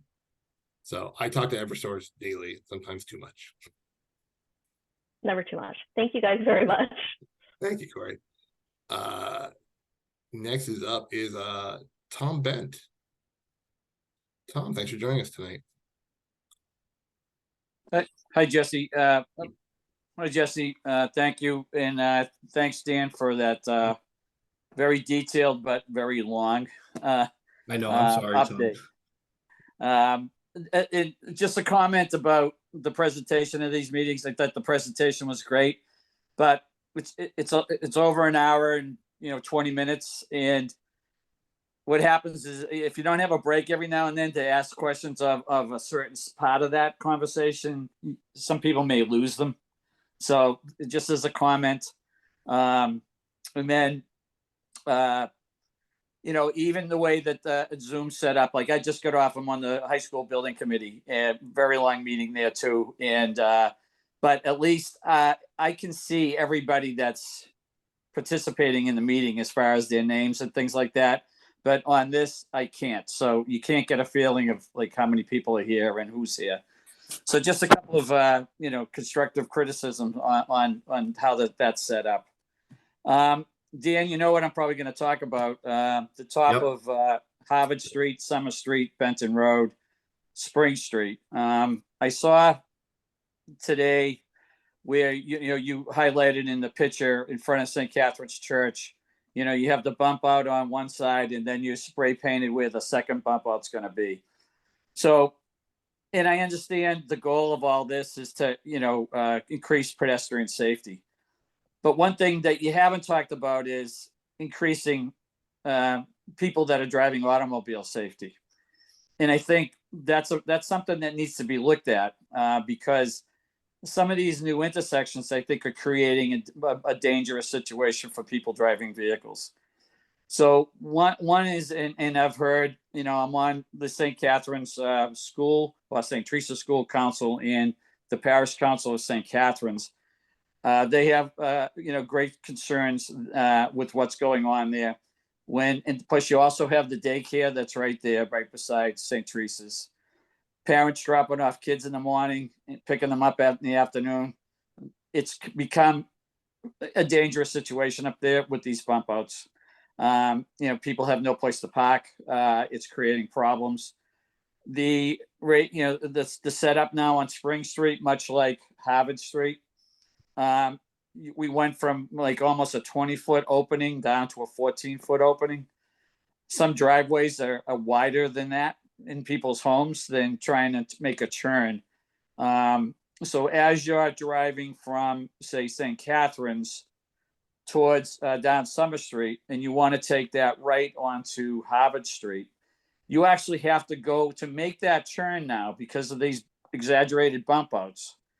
You have to actually go into the oncoming traffic lane to get down there. The other concern I've had, and I know, Dan and I, we have talked multiple times, and I appreciate that.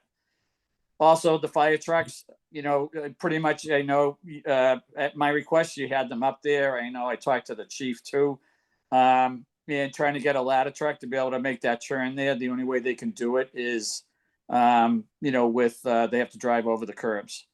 And then if you have that planting area, that means they're going to be driving over the planting area. So, that's a problem. And then going back to in front of St. Catherine's, and again, I don't know if your traffic engineers are thinking about this, but, they have funerals there 2 or 3 times a week.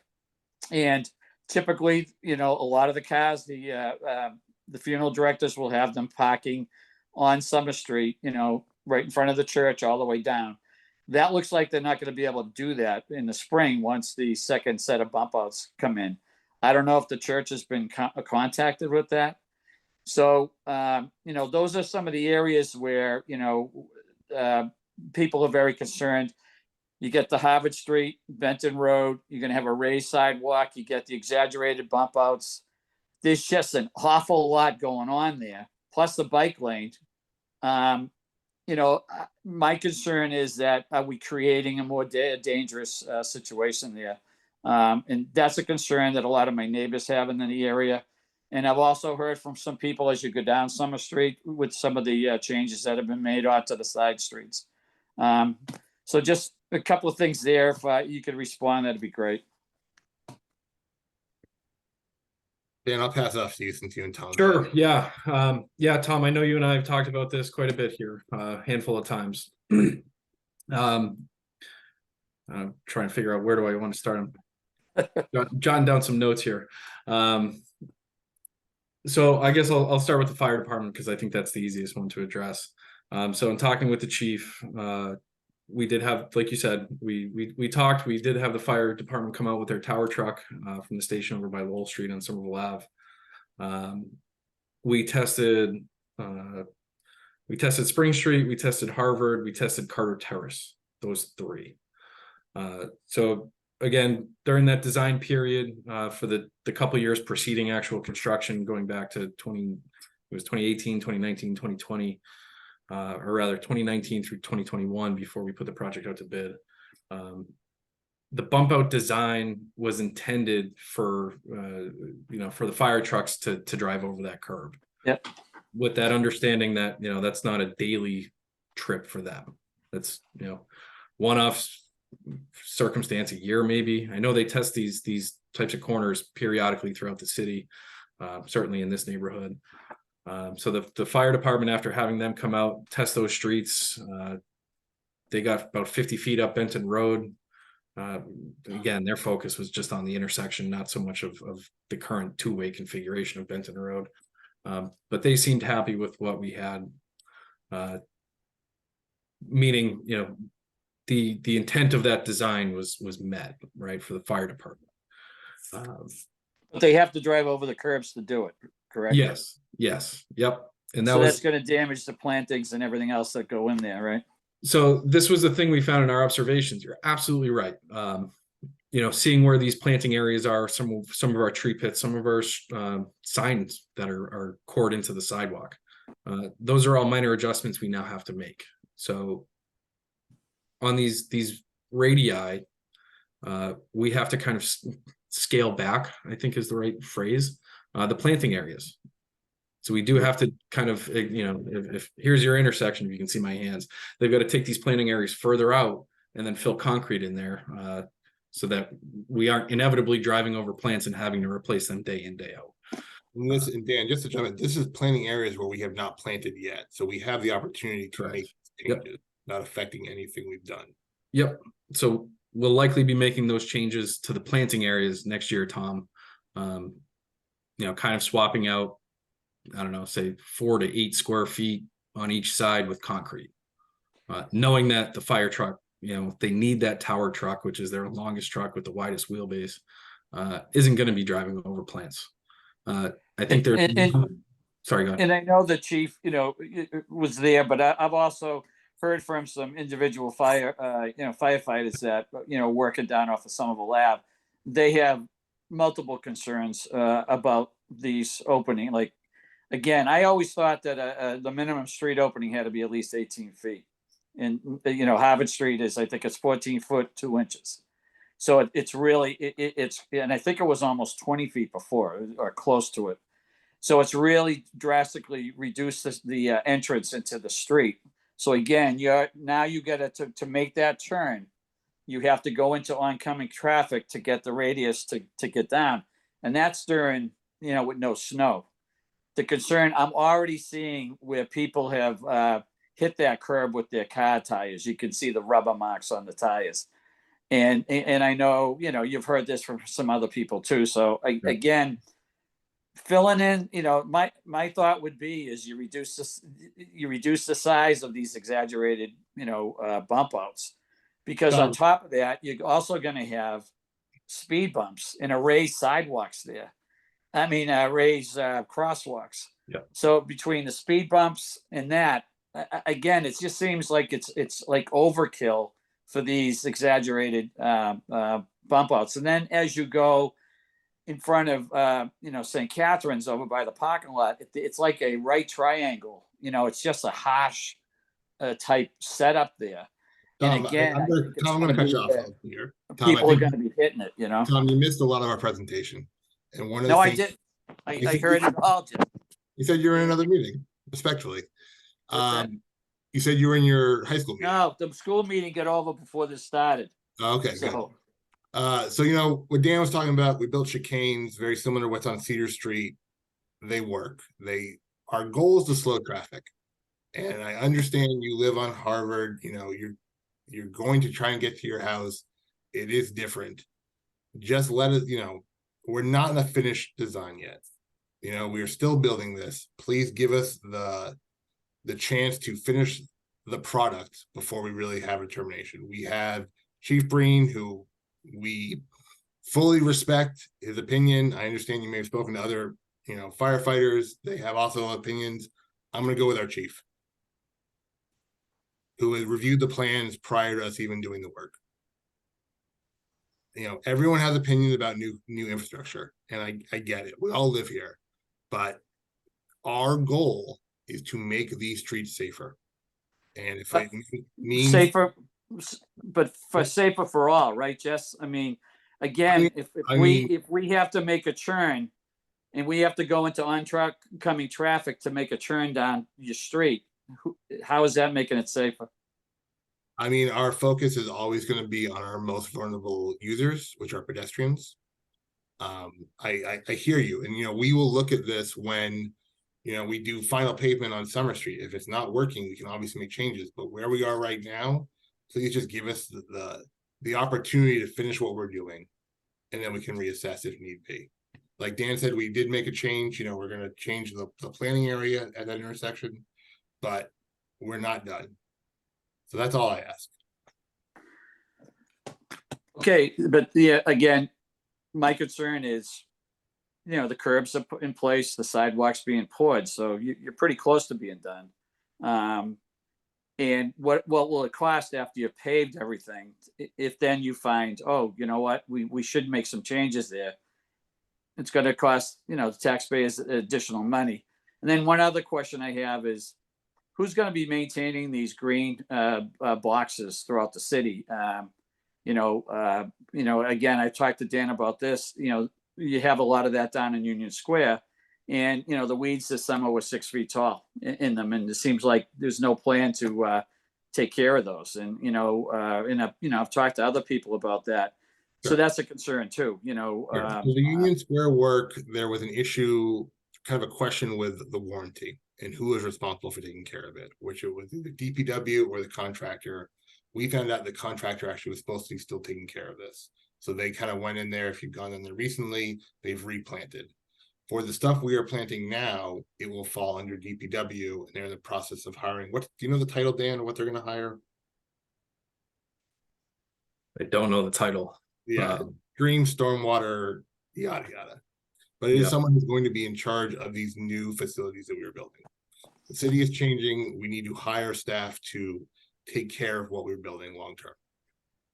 And then the last piece, Dan, I think you were going to finish on in front of St. Catherine's, St. Teresa's, and the daycare.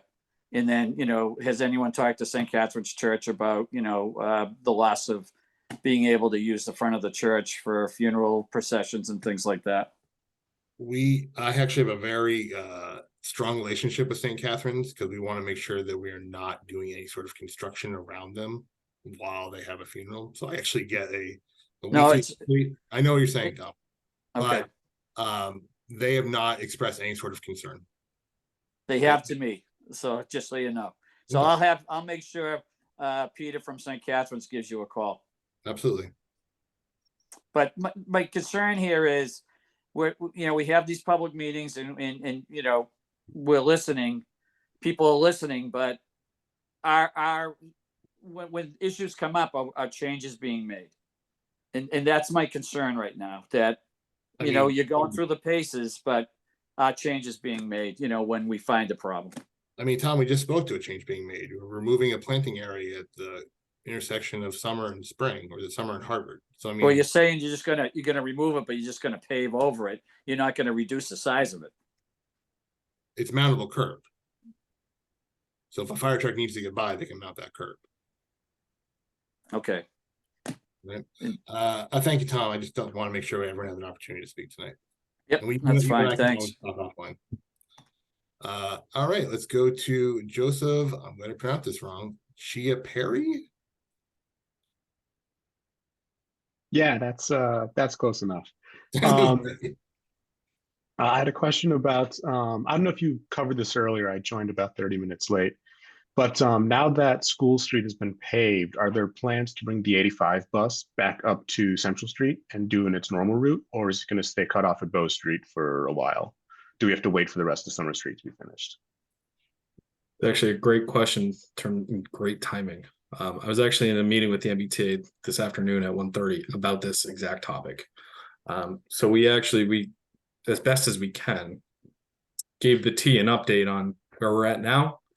The work we do have to do on Summer Street between School and Quincy this winter, and then all the restoration work on Summer, Central, Avon, and School Street next year, which are kind of the terminus and start of that route, I guess.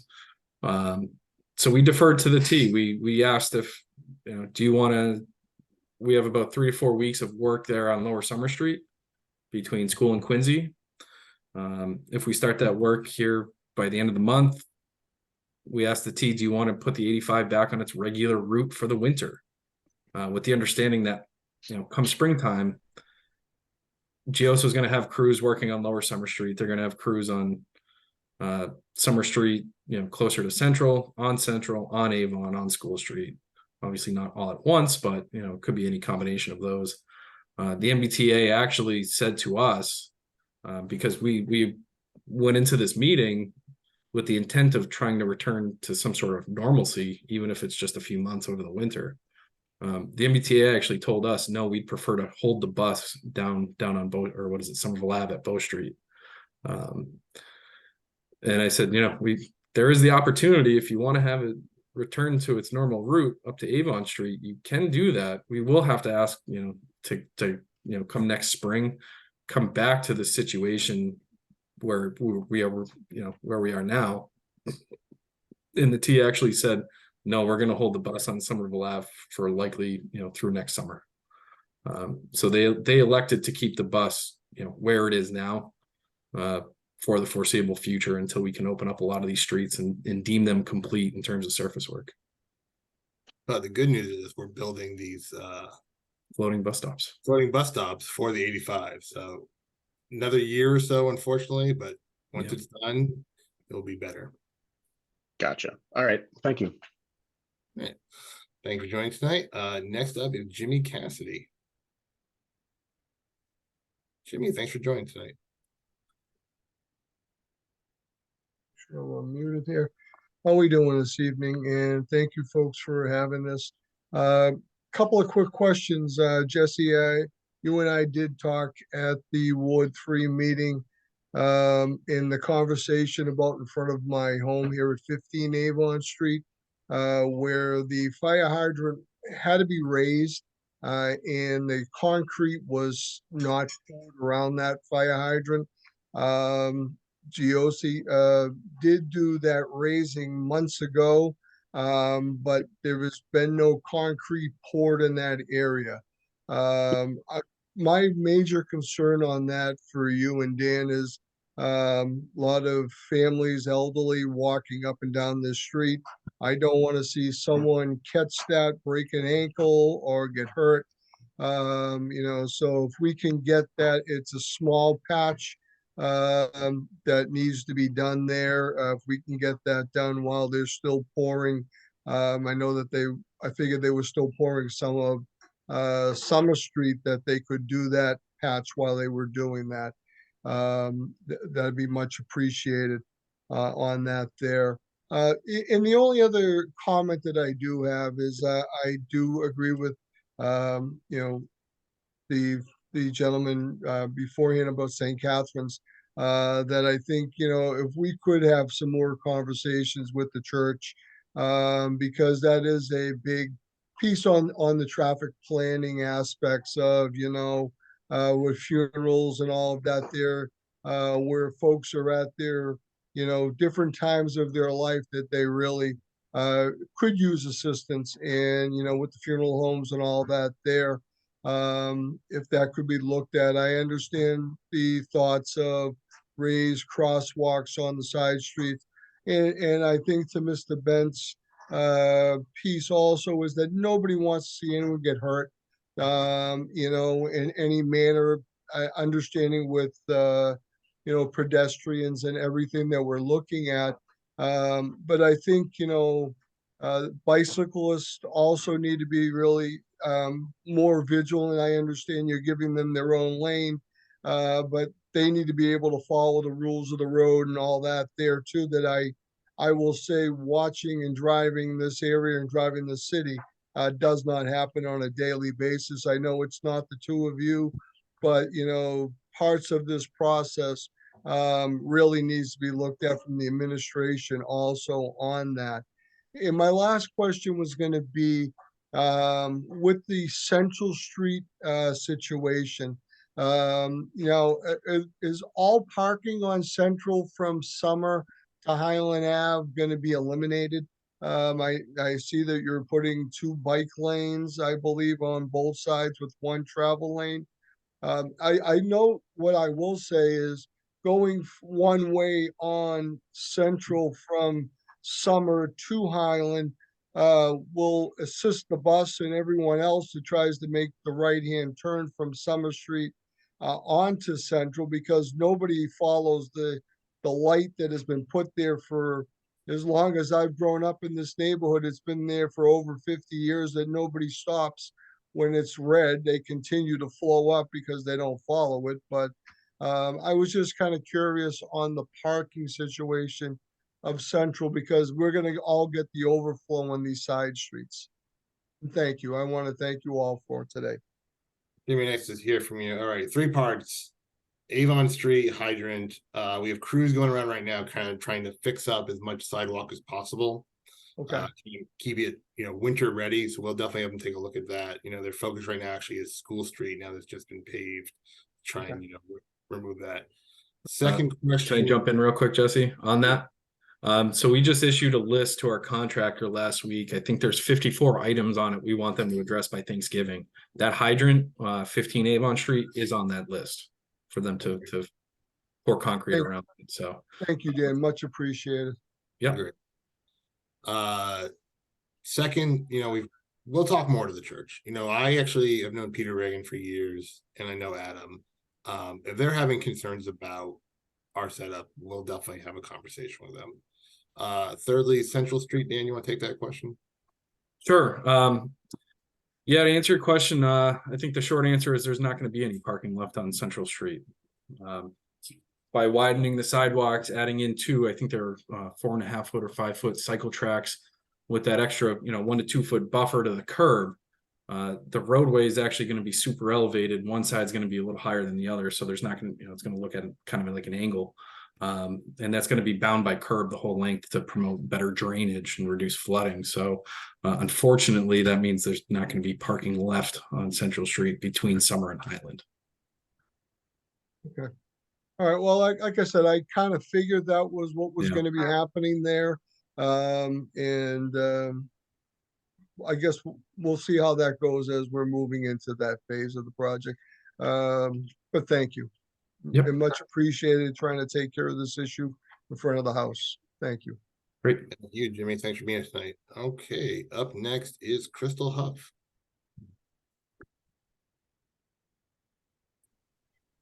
Hello, long time listener, long time caller. So I am super excited for the city's prioritization of our most vulnerable users. I really appreciate you saying that out loud, Jesse, super appreciate it. I'm sure you're hearing that from other people, but I want to make sure I add my voice to that chorus. I also, my ears perked up when the planters maintenance came up. I put in a proposal to have Mutual Aid of Medford and Somerville's Mamas Gardeners help maintain planters around the city and be able to use them for pollinator areas or for veggies for folks. We'd still totally love to talk about that. I never heard back, so I don't know if I just talked to the wrong person. So I wanted to ask where I should send that question to reiterate it, if that's something that the city is interested in talking about in terms of the planters. And I missed the beginning of this meeting, and my apologies, I was in another meeting. Do you happen to know when the video will be uploaded so I can review the presentation? I don't want to waste your time with other questions because I'm sure you've answered most of them before I was able to join. Sure, thanks, Crystal. For the question about long-term maintenance in relation with the Mamas, I guess maybe Eric Weissman at DPW might be a good place to start, our operations director. Gotcha. I didn't talk to him. Thanks. I will gladly say it's certainly not the three of us. I would say, at a bare minimum, please include construction at somervillema.gov. We With can your question, redirect yeah. that to on your behalf. So, while we may not, have the right answer or any answer for you at the moment, we can help facilitate connecting you with the right person to get that. In regards to this, communication pretty quickly turning around. So I think by the end of the week, this should be up on the website and, we'll tweet it out. All right. Fantastic. Thanks so much for all you're doing. Thanks, Crystal. Let's go to Christian. Christian, you should be unmuted.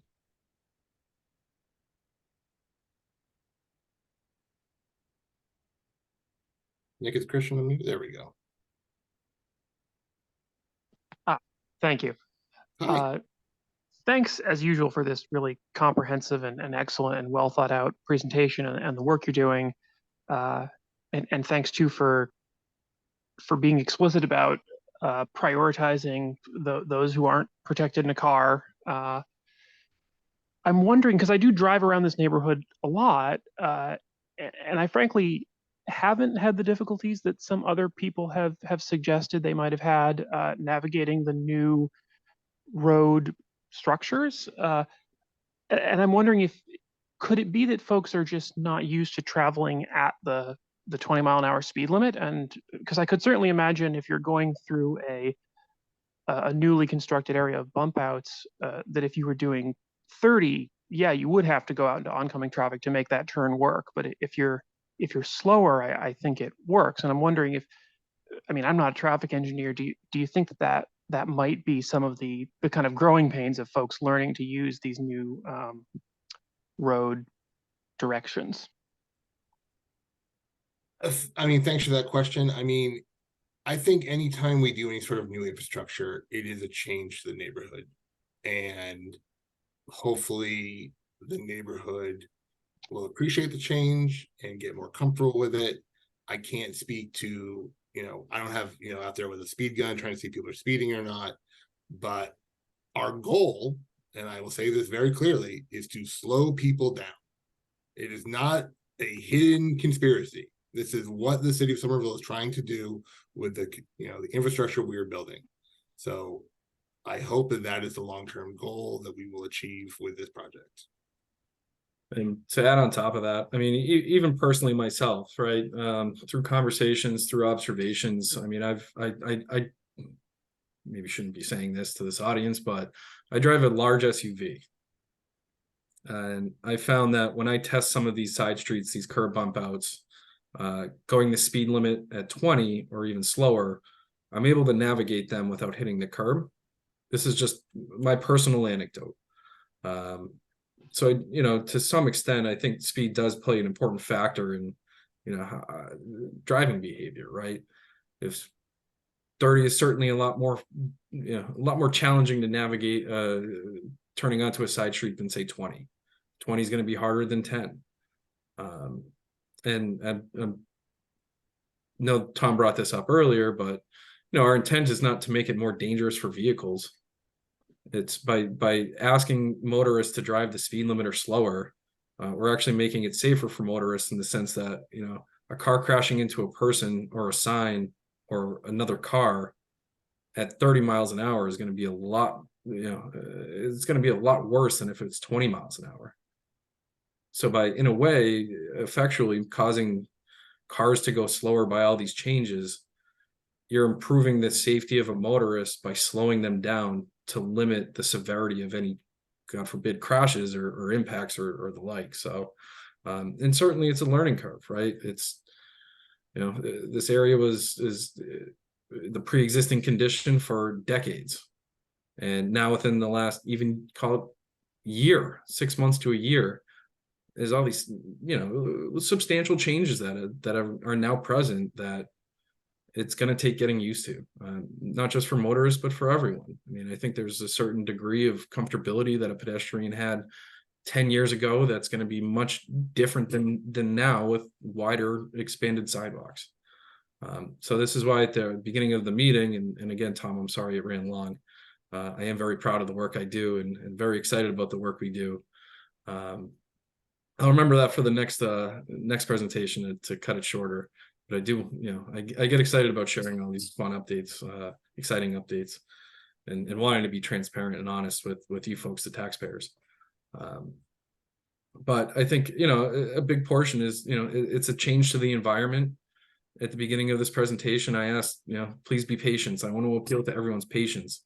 When we get the final layer of asphalt down, when we make modifications to plant areas, so we can ensure that plants and trees don't get run over, when we add striping back in, and all these changes that we anticipate seeing over the next year, please be patient. Wait for this design to come to an end, to be fulfilled, to be implemented, and then see the neighborhood holistically, right? See it as a whole, and hopefully at that point, right? We've all lived through this construction fatigue. Any given day of this road's closed, that road's closed. There's cones in the street. This guy's in the street. No police detail. All these challenges every day during this process is certainly making it difficult to get around. It's causing frustration. It's causing anger. I know it. I don't live in this neighborhood, but I do have to go here every week. I feel it too, to a much smaller extent than many of you, but it's part of our job to make sure these designs get built. We stay at or under budget. We stay at or under schedule. And certainly there's times we do need to make changes. So should we find say a year from now, improvements that we're making aren't really improving anything, then it's time to reassess, time to look at changes, time to re-examine the budget and go from there. So Christian, again, this is a great question. I think, changing behaviors it's almost forced through a project like this. And we can only ask you to be patient and work with us. And we want to work with you. So thank you for the question. I certainly didn't mean to imply any lack of patience. I No, love no. Keep at it. Thank you. Thank you very much. Really appreciate it. I think Dan was speaking globally. All right, up next is Scott. Scott N. Hi, can you hear me? Yep. Yes. Okay.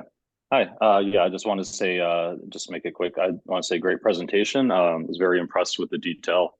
I don't think I've been in a meeting like this with such detail before. So, and very good presentation. Just Dan was a very good speaker too. Yeah, I'm glad to see it coming along, and especially happy with the pedestrian safety focus. And then one suggestion I would make is just for the meeting format, the public comment portion. Like in other city meetings, typically you're unmuted, you ask your question, or you make your comment, ask your question, and then you're done. And I don't know, the back and forth question, ask, it lets like one person dominate the conversation. So that's just one suggestion I would make. But that's it. Yep. Thank you. Thank you very much. Really appreciate it. Scott. Up next is Andrew.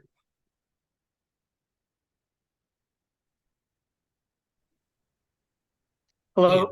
Yeah, nice presentation. Had a question because we live on Belmont Street, and I think you mentioned that in phase 2, the project will move to the other ends. So just, I know this presentation wasn't about phase 2, but this phase, just wondering, similar things will be done on the streets like Lowell Street and Belmont Street, or is there a street not affected or will be affected by that phase? So at one point in time, and this was pre-COVID, there was a whole phase 1, phase 2, and Belmont Street is part of phase 2. And the whole idea was that phase 1 be in construction and we'd be able to jump to phase 2 in design, community meetings, get, community participation. COVID kind of threw that all off. So right now we are really just focused on phase 1, and I don't think we really have a timeline of when phase 2 would take place. Unfortunately. But it would be a very similar. Yeah. So phase 2, like Jesse said, prior to COVID was on our capital investment plan for, within 5 years. And of course, our capital investment plan, our CIP, that gets adjusted yearly based on, city budget, city funding, department funding, things like that. So like Jesse said, right now, I don't think we've got a date for when that design for phase 2, from Benton West, Belmont, Lowell, those streets, when that's actually going to happen. But what I would ask you to do, please send us an email, summarize that question again. We'll do some digging. We can ask our colleagues, try to get some more information for you that we're unable to provide you right now, unfortunately. So I apologize for that. But certainly we want to continue dialogue with you if you're interested and you prefer. Okay, thanks. Great. Thank you very much. All right, up next is Alexis.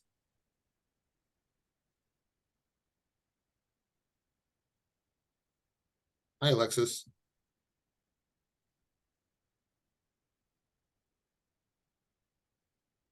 I think I can ask to unmute.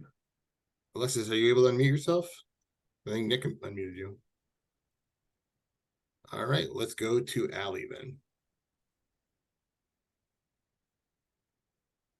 Hi, can you hear me? Yep. Yes. Hi. Good evening.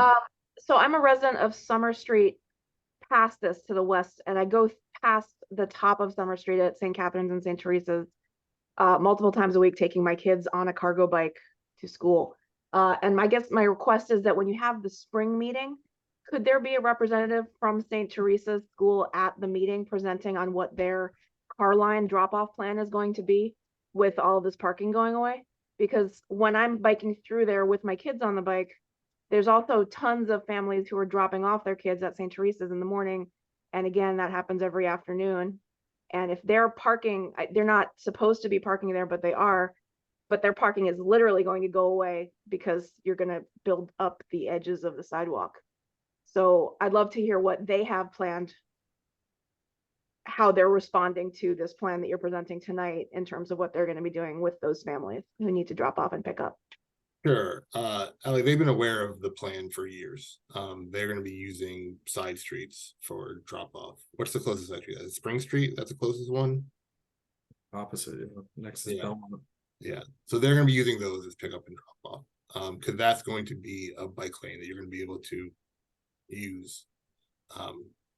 But we can always follow up with them to make sure they understand the plan. Well, I mean, we don't go to St. Teresa's. I'm just wondering if you could have someone from St. Teresa's present back to the public, to the residents, saying, here's what we are telling our own families that they need to be doing here. Because right now, I mean, they've got that curb cut out there, and there's still a bunch of parents who are dropping off kids right in the middle of that. So when I'm on a bike, what happens is I have to go into the lane to take the whole lane, and then I have a car coming straight at me because there's no room now for the cars to go past each other in the opposite direction.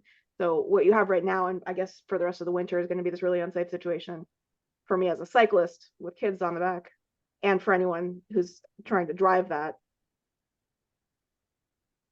And that could potentially be mitigated if St. Teresa's right now said, here is our plan. We are going to have our staff out there making sure that people are, whatever the new car line plan is that they've worked out, making sure that that gets enforced. Sure. I think we can, I can't guarantee that they'll come to a meeting held by the city as a representative from the church, but, we can certainly solicit their feedback, try to get a better understanding of what their plans are, not necessarily post-construction, but, through the next year.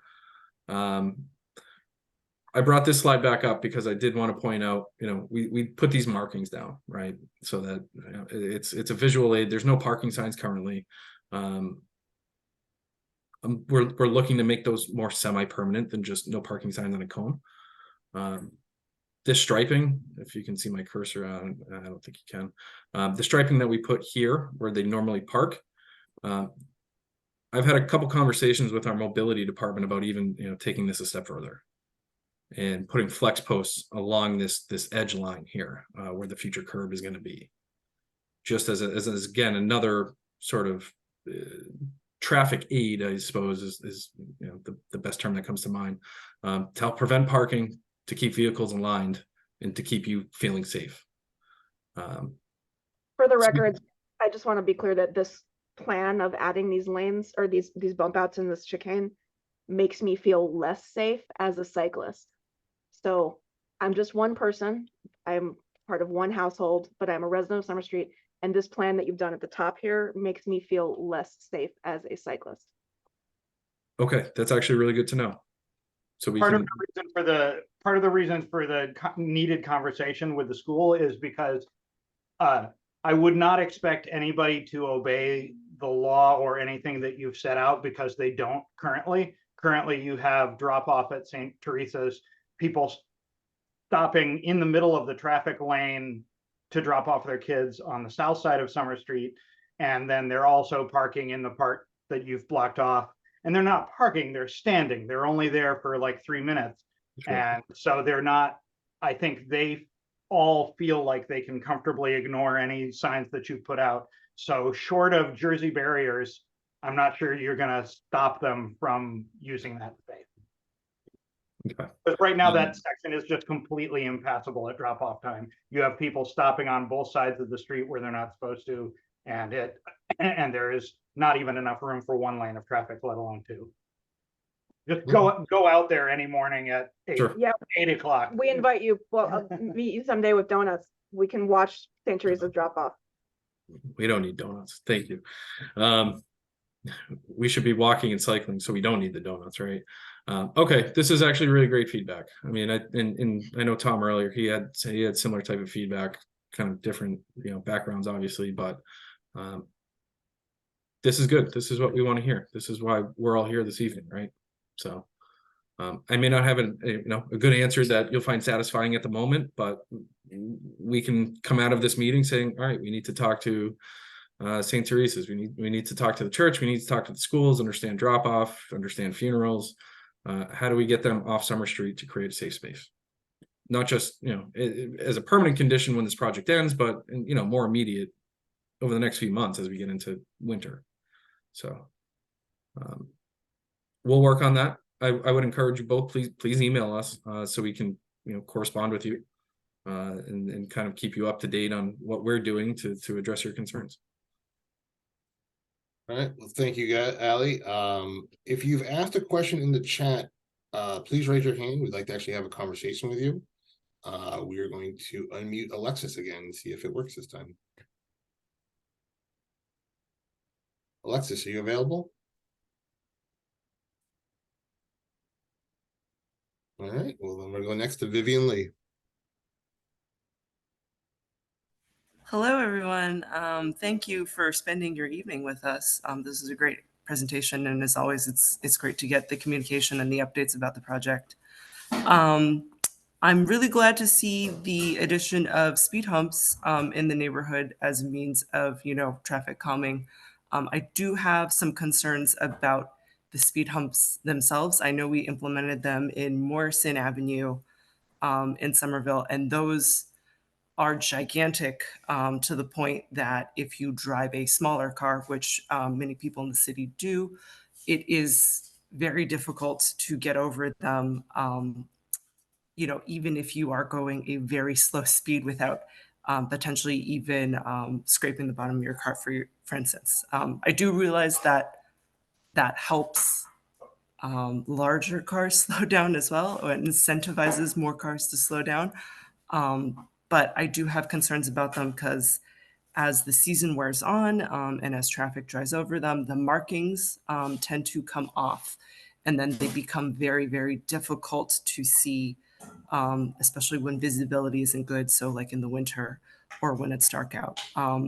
Is there any consideration about the speed humps that will be installed and how those will compare to the ones on Morrison Ave? And whether or not the city has any sort of schedule to make sure that speed humps installed will stay visibly marked? Sure. Thank you for the question. So we've started installing speed humps around the city 2 or 3 years ago. And, Morrison was one of the first locations, part of Pateros Boulevard with another. And we had to determine what the correct height was based on location of the street, side of the street. If you've gone down Pearl Street recently, which we repaved this year, those are now kind of our city standard. And those are, I think, 3 inches. Yep. Yeah. Yep. For paint markings, you know, we want to make sure they are visible, as well as to have signs up, you know, so people know that they are upcoming, same as the ones on Pearl Street. If any sort of paint, this is for the base of the whole city, starts to, you know, eat away over time, we have a contract to refresh the paint for any sort of paint, you know, bike lane, speed humps, what have you. Yep. So Vivian, we've learned our lessons from Morrison Ave and Powder House. We actually got feedback from the fire department. Like, those speed bumps are too tall, too short. The speed humps we plan on installing through this project, like Jesse said, 3 inches high. They're much wider, so it's a better transition and less abrupt. And typically after they do get paved, our contractor will put down, it's like temporary tape. Yeah. Because you typically can't put, you know, roadway paint or thermoplastic on brand new asphalt. You've got to wait for the oils to basically seep out of the asphalt. Otherwise they'll, you know, turn a white line brown within a day. So we'll make sure, and I'm going to keep this in mind too, because this is a pet peeve of mine, especially it was a while ago driving down Central Street heading towards Highland Avenue. There's speed humps over there that weren't marked for quite some time. So we'll make sure that, you know, whether we have temporary tape to put on these speed humps or whether we can mark them some way, you know, almost immediately after installing them so that they are visible, we'll certainly maintain that goal. Great, thank you. I also have been surprised by the ones on Central Street, so I'm glad to hear that. You're Thanks, not guys. alone. Thank you. All right, well, I don't see any other questions in the chat, or sorry, questions, people raising hands. So we'll do a quick 1, 2, 3. All right, well, Corey can't get back. Yep. Corey, you'll be our last question of the night. So sorry, I thought I would wait to not ask the second question, but in terms of the Central Street construction that makes it one way, I never heard over the years that I've been involved in these meetings if there was any contingency or thought that was put in for at least cars to be able to pull to the side. So as delivery trucks and fire trucks or emergency vehicles need to pull aside on Central Street now that all parking is going to be gone as it's a one-way street.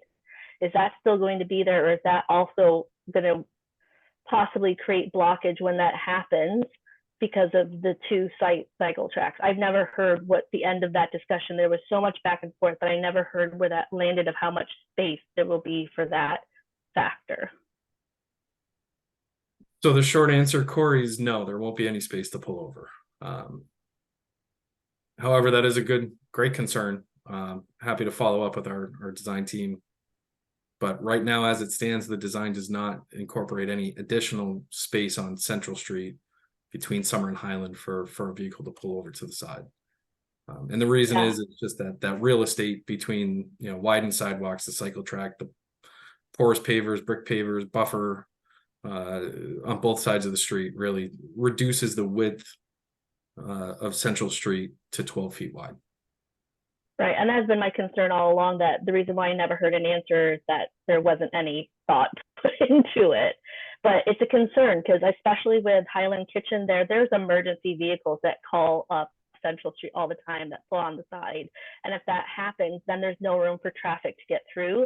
And there's so much of the population that live on Central Street there that have deliveries, that have their life, that things are going to be delivered and not just trying to be rude and putting on their four-ways and just pulling over.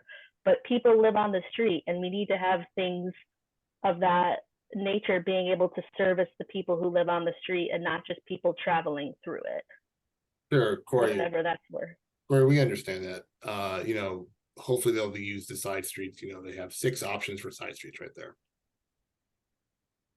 as well as Highland in Summer. So, you know, but that doesn't take care of emergency vehicles.